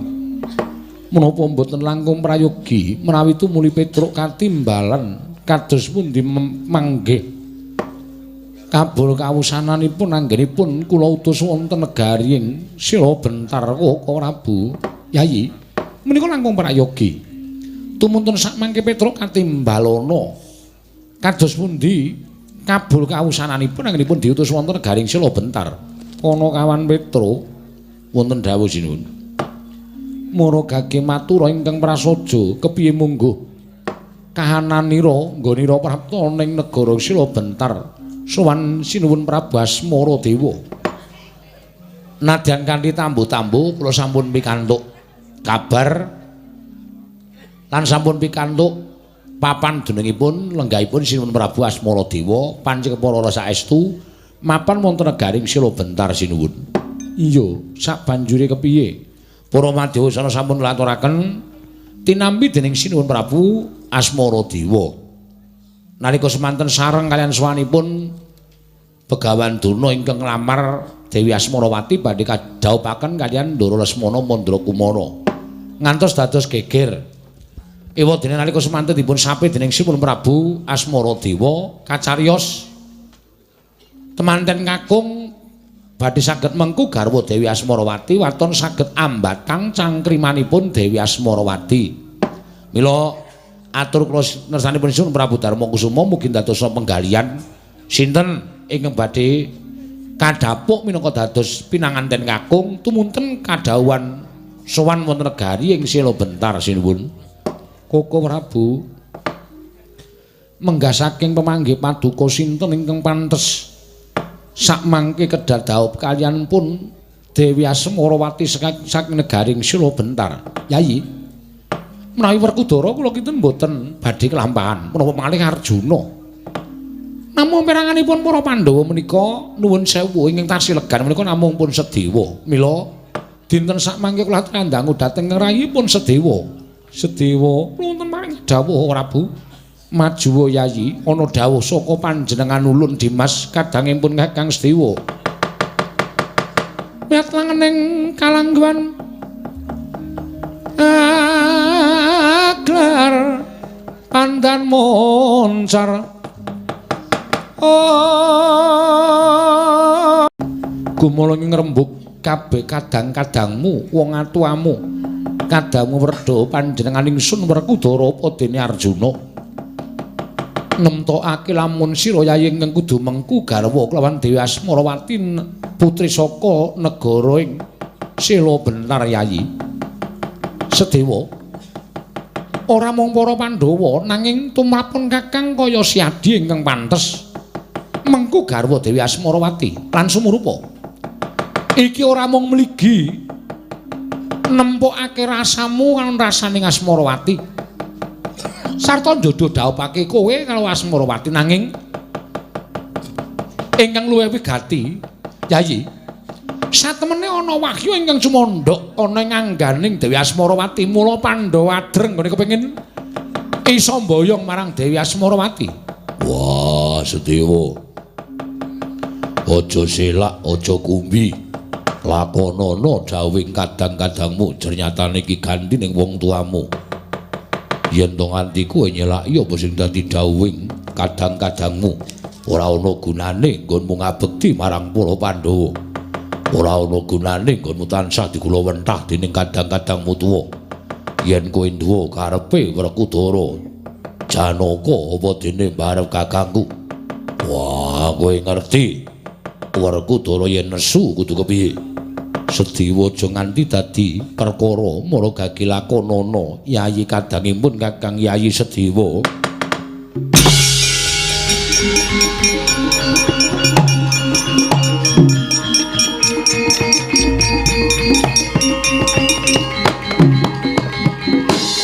Nyuwun pangapunten. Sawu-sawu karapatanipun ingkang rayit adah wadana Prabu. Menawi paduka ndangu tuwin dawuh babakan perkawis menika kula nyuwun pangapunten. Sepisan malih kula nyuwun pangapunten kula dereng saged nglampahi Jernyatanipun kula dereng sambunganipun Asmarawati. Menapa inggih wonten jamak limanipun ngatasipun tresna kok pineksa menika mboten badhe kelampah. Mila sampun ngantos kula dinukanan saha nampun ngantos kula pinatrapan pidendhan ingkang awrat. Krana kula mboten saged ngestu padha dhateng dawuh paduka Kanjeng Kaka Prabu. Sedewa iki wis gumolong ngrembug. Aja nganti gawe sengkel atining kadang-kadangmu tuwa. Sedewa lakonana. Lakonana iki dadi srana para Pandhawa entuk kanugrahan. Wah, ngandel ora. Pancen bocah wangkal. Wah, ora nyono babar pisan lha kok dadi wegah. Nglakoni sing didhawuhi kadang-kadangmu tuwa, Sedewa. Ora ana gunane kowe ndheple nang negara Ngamarta. Yen kowe ora sagu kena wae, ning kowe kudu minggat saka negara Ngamarta.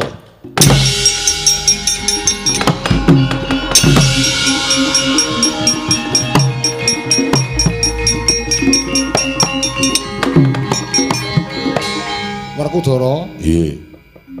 nek ndukani adimu kok mesti nganggo ngono iki apa to? Nek ora kon minggat ngopo? Wong nyatane ya isih iso dirembug. Ning si Adi mesti kaprawasa marang mubal babaling kanepson wekasan tanpa petung adimu tok tundung dhewe. Wah, mangkel. Bocah kandhani ngeyel. Urung ora goleke gawean pun Kakang to yayi kowe iki.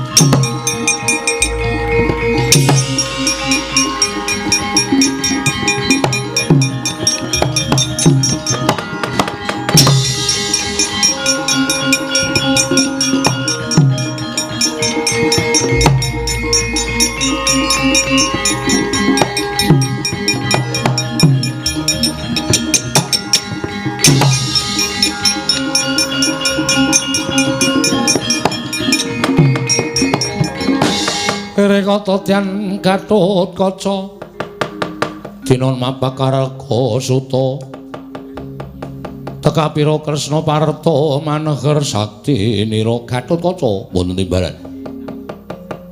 Kaget kowe tak awe? Nggih, nedhengipun mapan wonten ing ngawang-awang. Sumerep dhateng pengawinipun Kanjeng Wuh Indrawati. Nggih.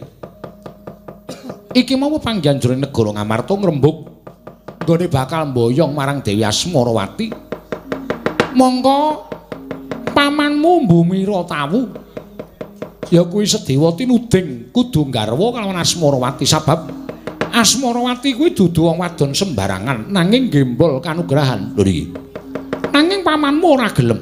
Tak jaluk gawemu ya Gatotkaca Barengipun pamanmu yaken cegaten dalan. Yen wis ketemu kowe matura yen to ingkang batang cangkrimane Asmarawati kuwi Sedewa ning sing dhaup kowe. estu napa? Kuse. Aja kesusu kok njur estu. Kuwi meng samudana. Mengko yen cangkrimane Asmarawati wis kebatang dening Sedewa, ora-orane Asmarawati gelem ngladeni wong liya, mesti ngoyak pamanmu. Lho niki ngestakaken dawuh. Wis ngerti to, Guys? Sampun.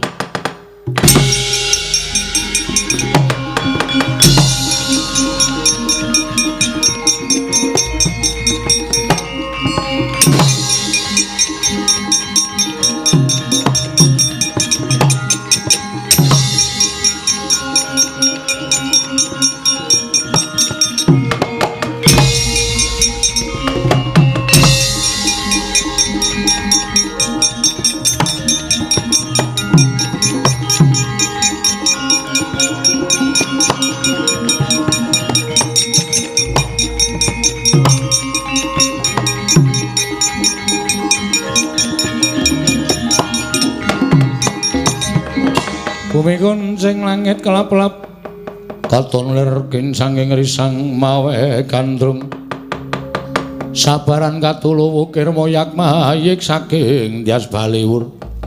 Paman kula nyuwun pangapunten, kula ingkang nyandhet tindakipun paman. Gatotkaca, Nggih. kowe arep ngopo? Kowe arep ngopo? Apa kowe diutus dening pundenmu Pandhawa supaya nyegat lakuning Sedewa? Tumuli kowe ngruda peksa karo aku mbok boyong marang bali marang negara Ngamarta. Aku ora sudi. Aku ora gelem dhaup. Yen aku tekan negara Ngamarta mesti bakal dipeksa dening para pundhen Pandhawa kudu dhaup karo Asmarawati kentepung wae ora kok nglakoni bebrayan ki terus dasare apa? Kowe kudune iso mikir karo kaca. Nyuwun pamunten. Sampun ngantos duka rumiyin kaliyan kula. Menika wau Kanjeng Prabu Ndarawati manggi ingkang putra pun Gatotkaca. Lho. Kok Prabu nemoni anak lanang kasinggihan dawuhe ora Kanjeng Prabu paring dawuh Gatotkaca gandeng pamanmu Sedewa ora gelem rabi. Mula kowe sing kudu dhaup. Kowe ora guyon lho. Kowe ora guyon, kowe aja ngapusi wong tuwa. Mboten saestu. Tenan? Iya saestu. Lah wis yen pancen kowe sing kudu rabi, kono mangkat ning negara Sira Bentar. Nyuwun pamunten, namung kula mboten saged mbathang cangrimanipun Asmarawati. Menapa Kanjeng Paman kersa mbantu kaliyan kula? Aku kudu mbantu apa? Panjenengan ingkang batang, kula ingkang rabi. Lho. Ngono? Iya. Ning iki ora dolanan to, Nger? Mboten. Petruk seksinipun. Bener apa ora Petruk? Ora. Anu bener. Nyuwun ngapunten. Makler. Kok ngerti-ngerti terus didangu ora? Nek pancen tenan tak batange cangkrimane. Nanging sing rabi kowe lho, Nger. Iya. Tenan lho. Iya saestu. Ayo tutun pun paman. Monggo kula dherekaken paman.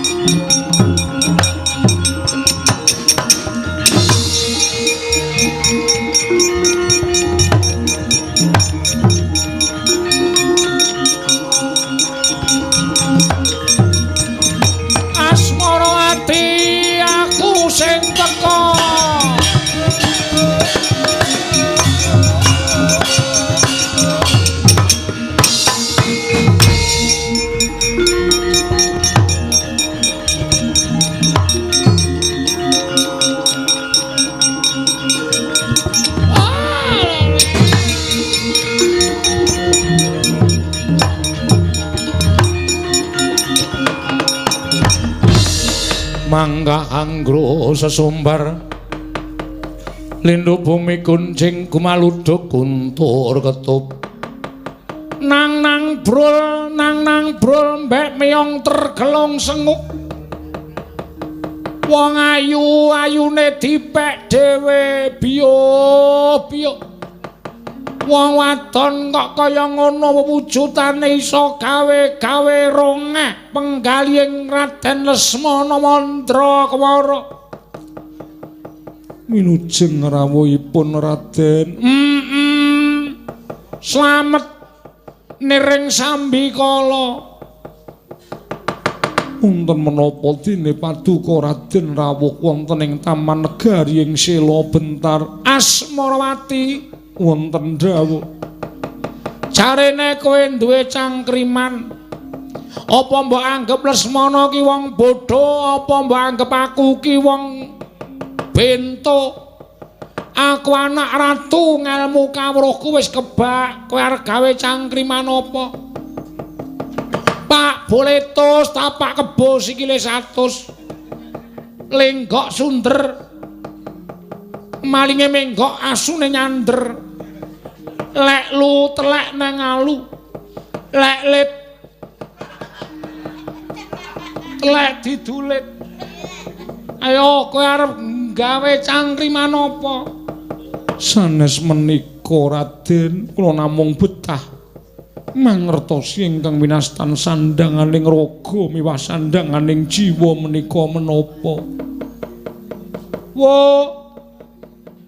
dos pundi sandanganing raga ki ya bathik karo kathok sing larang nganggo gelang nganggo kalung sarwa mas inten mutiara kuwi sandanganing raga wong sing sandangane apik penganggone sarwa becik kuwi mesti kajen keringan kuwi sandanganing raga.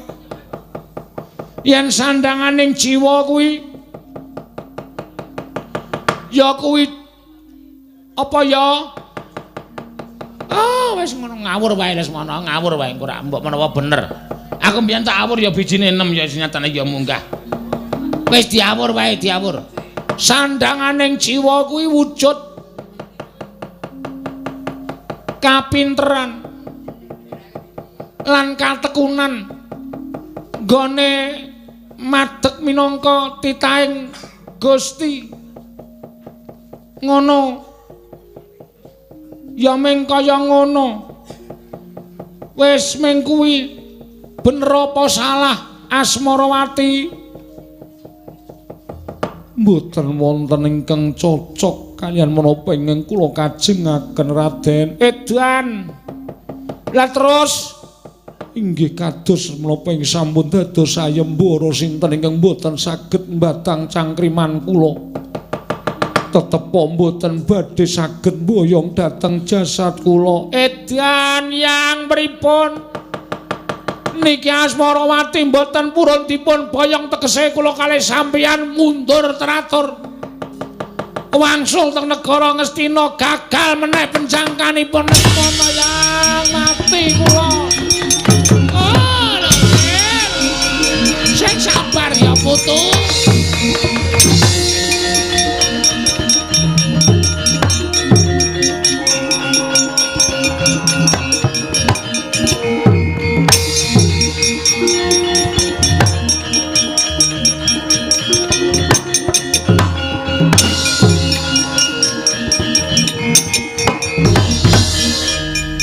Andya bala Pandhawa mbiyuk gumulung mangung siring sata Kurawa ing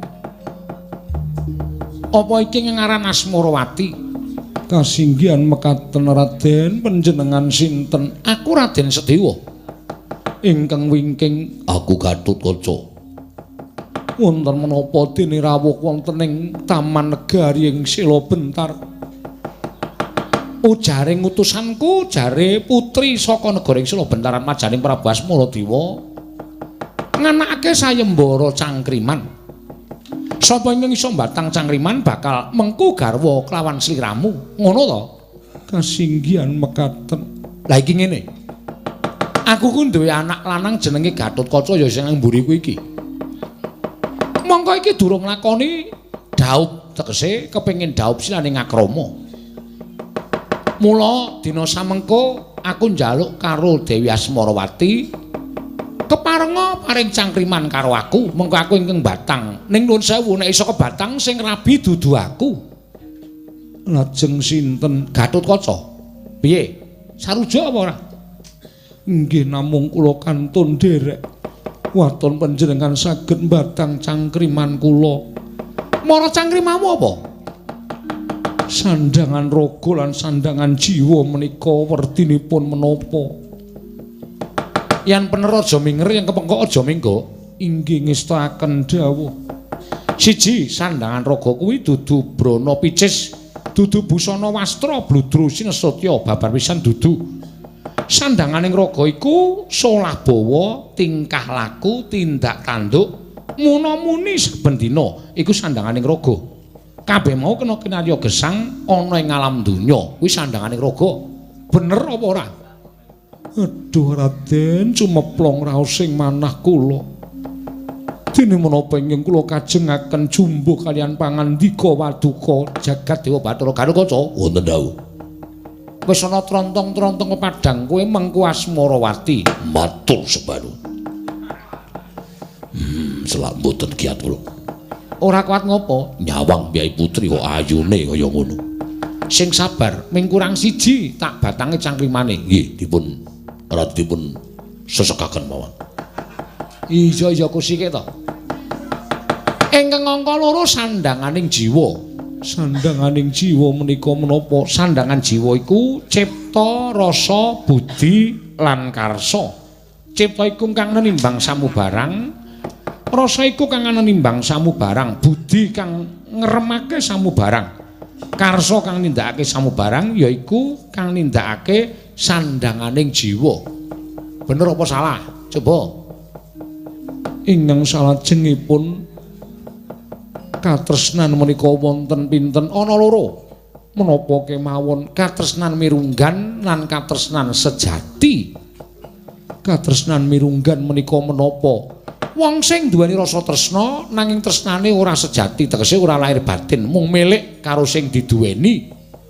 Upama sing lanang kuwi tresna karo sing wedok, milik karo bandaning sing wedok, semono uga kosok baline sing wedok tresna karo sing lanang merga milik marang bandaning sing lanang kuwi katresnan mirunggan, ora lahir batin. Lajeng katresnan sejati menika ora ana ing ngungkuli katresnaning ibu kelawan anak, kuwi katresnan sejati. Dituku nganggo apa wae ora bakal iso, dijoli nganggo apa wae ora bakal iso. Asmarawati, Raden matur sembah nuwun Raden. Lho kose.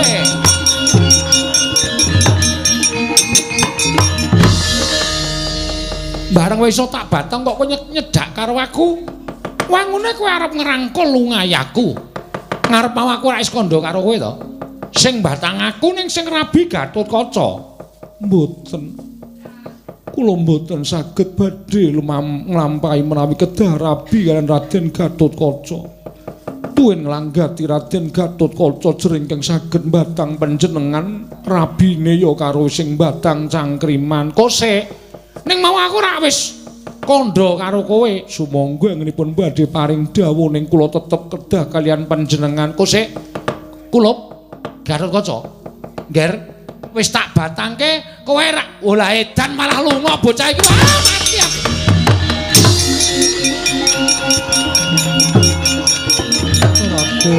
Raden panjenengan.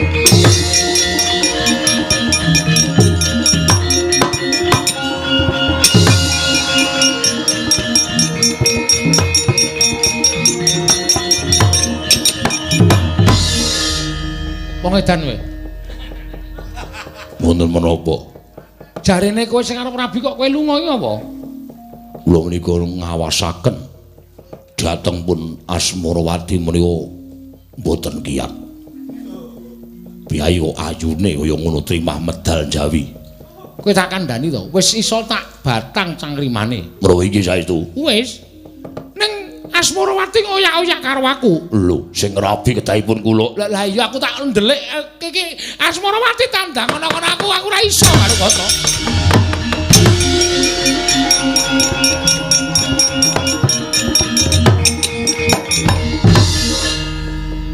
Raden, Ono apa? panjenengan Raden Gatotkaca. Iya. Kula kedah madosi Raden Sedewa. Kanjeng Paman ora bakal kersa dhaup karo kowe.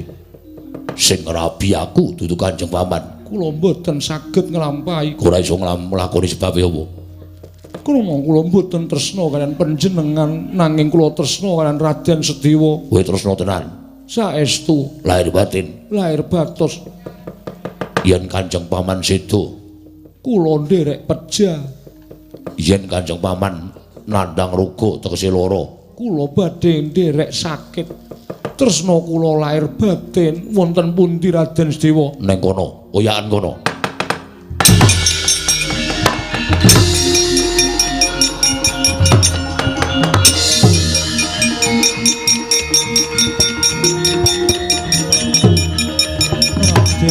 Waduh, mati aku.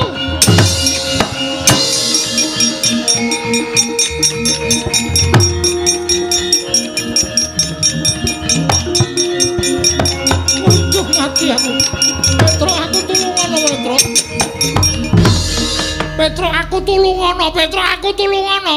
Sabar. Enten apa? Aku doyak-oyak Asmarawati, Petro.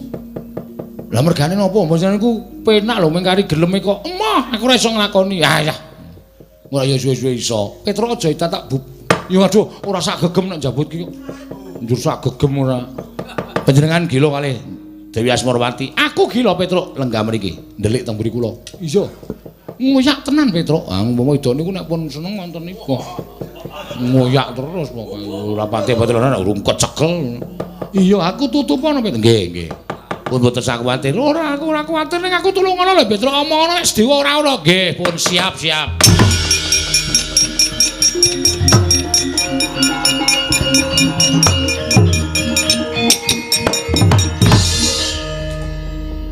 Menika sinten? Aku Raden Gatotkaca. Mbuh Racaturan. Kula Petruk nate sowan Kang Rama. Raden Sedewa wonten pundi ki Lurah Petruk? Lah kula mboten ngertos. Panjenengan kok ngoyak Raden Sedewa kaya babon kok ngoyak jago ra wangun.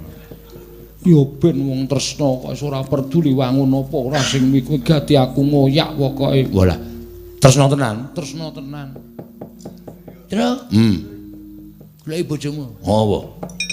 Kana. Yo. Ana apa yo? Wih lah edan Petruk ki malah lunga iki lho.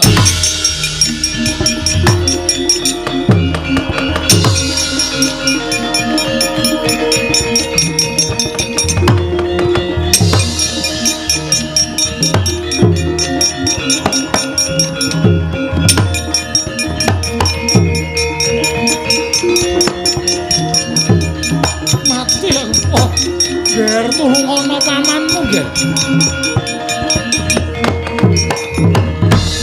Aku tulungono Gatotkaca kowe aja gawe wirang. Kowe aja gawe wirang. Aku wis wegah dhaup karo Asmarawati, aku ditundha lunga saka negara Ngamarta nek aku bali. Aku gandeng renteng-renteng karo Asmarawati apa ora wirang bebarang. Aku delikno Gatotkaca, aku golekno papan sing primpen. Paman kula simpen wonten Kancing Gelung kula. Kancing gelungmu. Nggih, kula lenggah wonten ing Kancing Gelung kula, Paman.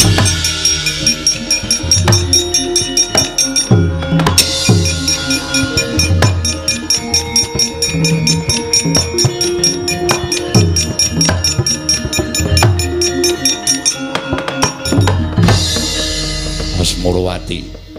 Kula wonten dawuh Raden, Ora usah ngoyak-oyak. Aku ngilingke karo kowe. kula mboten peduli. Mboten badhe leren menawi tresna kula dereng tinampi dening Raden Sedewa. Tetep kula badhe madosi Raden Sedewa. Kowe iki wong wadon apa ora isin? Kula sampun mboten gadhahi raos isin. Menawi nuruti dhateng katresnan kula nyatanipun ingkang saged batang cangrimanipun Raden Sedewa. Kula badhe tetep nderek Raden Sedewa. Ora manut karo aku mentolo karo kowe. Menawi badhe mejahi dhateng kula semanggaaken. Iki marganing patimu.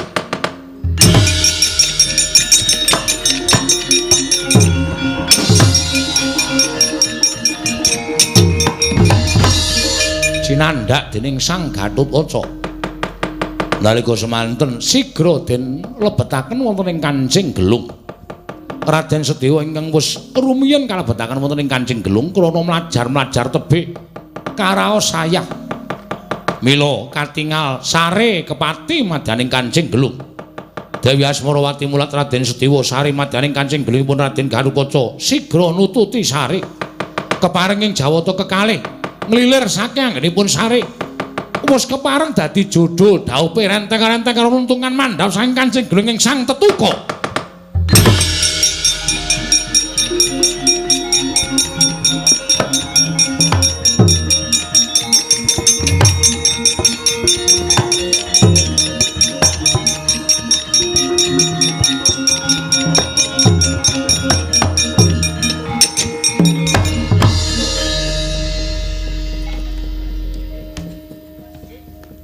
Paman mandhap saking Kancing Gelung sampun kekantenan asta kaliyan Dewi Asmarawati. Lah ya wis piye meneh wong jeneng wong doyak-oyak ki nek ora pasrah. Ya ora ngono, ya wong nyatane ya wis jodho kabeh. Pedro, Nun, nggonamu eneng ora? napa? Wong lanang sing maune wegah ning sidane gelem. Oke. Klebu kula barang niku. Ana panunggalane. Ana. Jebul kene ya ana. Sampeyan niku nyemoni niki. Ora sesuk wonten niku mbok kajenge engko nek kagol penggali malang rekoso lho. Engko nek sing kakung moh meneh sing wedok nguyak-uyak meneh sampeyan kali kula dadak mlayu-mlayu ngalor ngidul. Iya, Pedro. Nggih. Pun mantep. Wis Petro, syukur.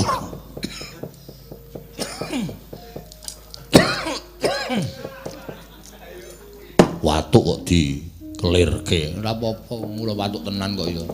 Syukur nek pun madhep mantep. Iya Petro, nggih pun. Oh nyatane ngendikane Sundarawati, Dewi Asmarawati menika beto kanugrahan. Ya muga-muga iso ditampa dening para Pandhawa. Iya ngono kawan. Nggih. Gatotkaca ngaturke panuwun ya Gatotkaca. Sami-sami mboten dados menapa.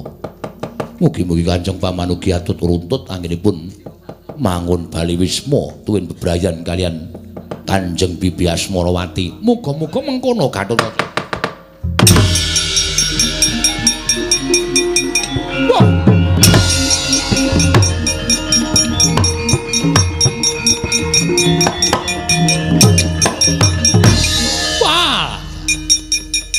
Wis diwengku garwa karo satriya bagus branyak pasemone. Aja lok kelangan lak colong Dewi Asmarawati. Hei! Untuk Gatotkaca.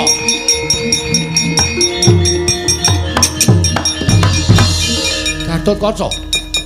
Bibimu ilang Gatotkaca. Garwaku Dewi Asmarawati ilang. Menyang endi Gatotkaca golek ana Gatotkaca tulung ana aku. Lenggah prayogi paman.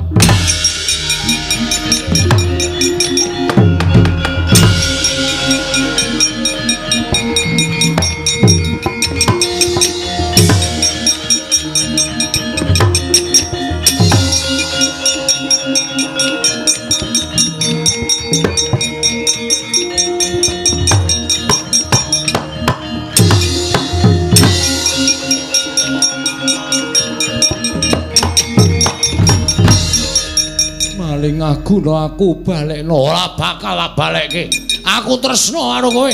Kowe kudu dadi bojoku Asmarawati. Aduh. Woi.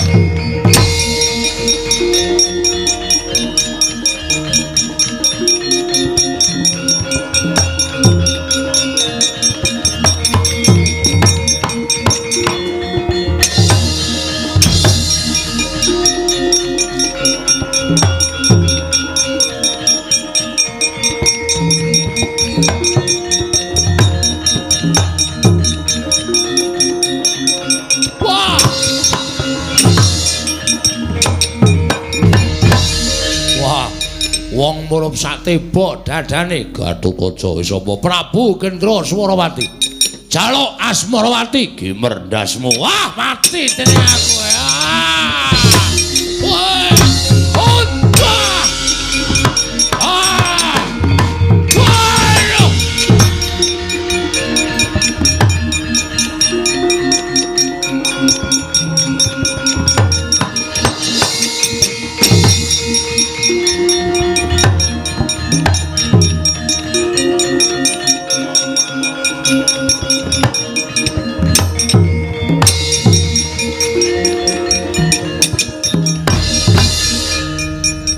Padha surak mawurahan manengker gumuruh.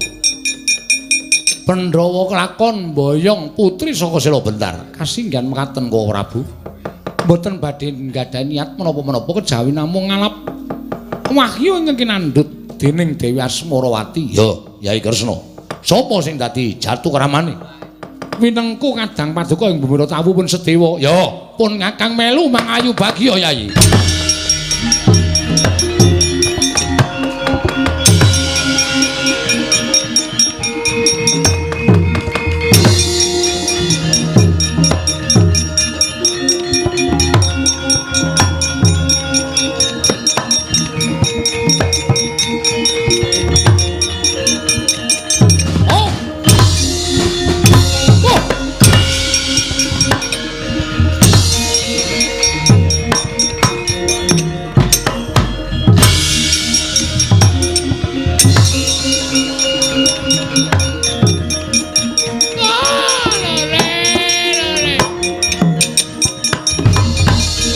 Kudara aku paten ana.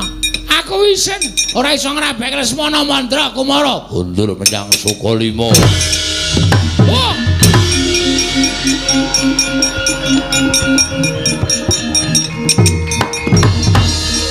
ngarsa madangi jagat tumungo-mungo paning sapucak ing wukir marebak bangsa mirat keneng soroting surya mega lan gunung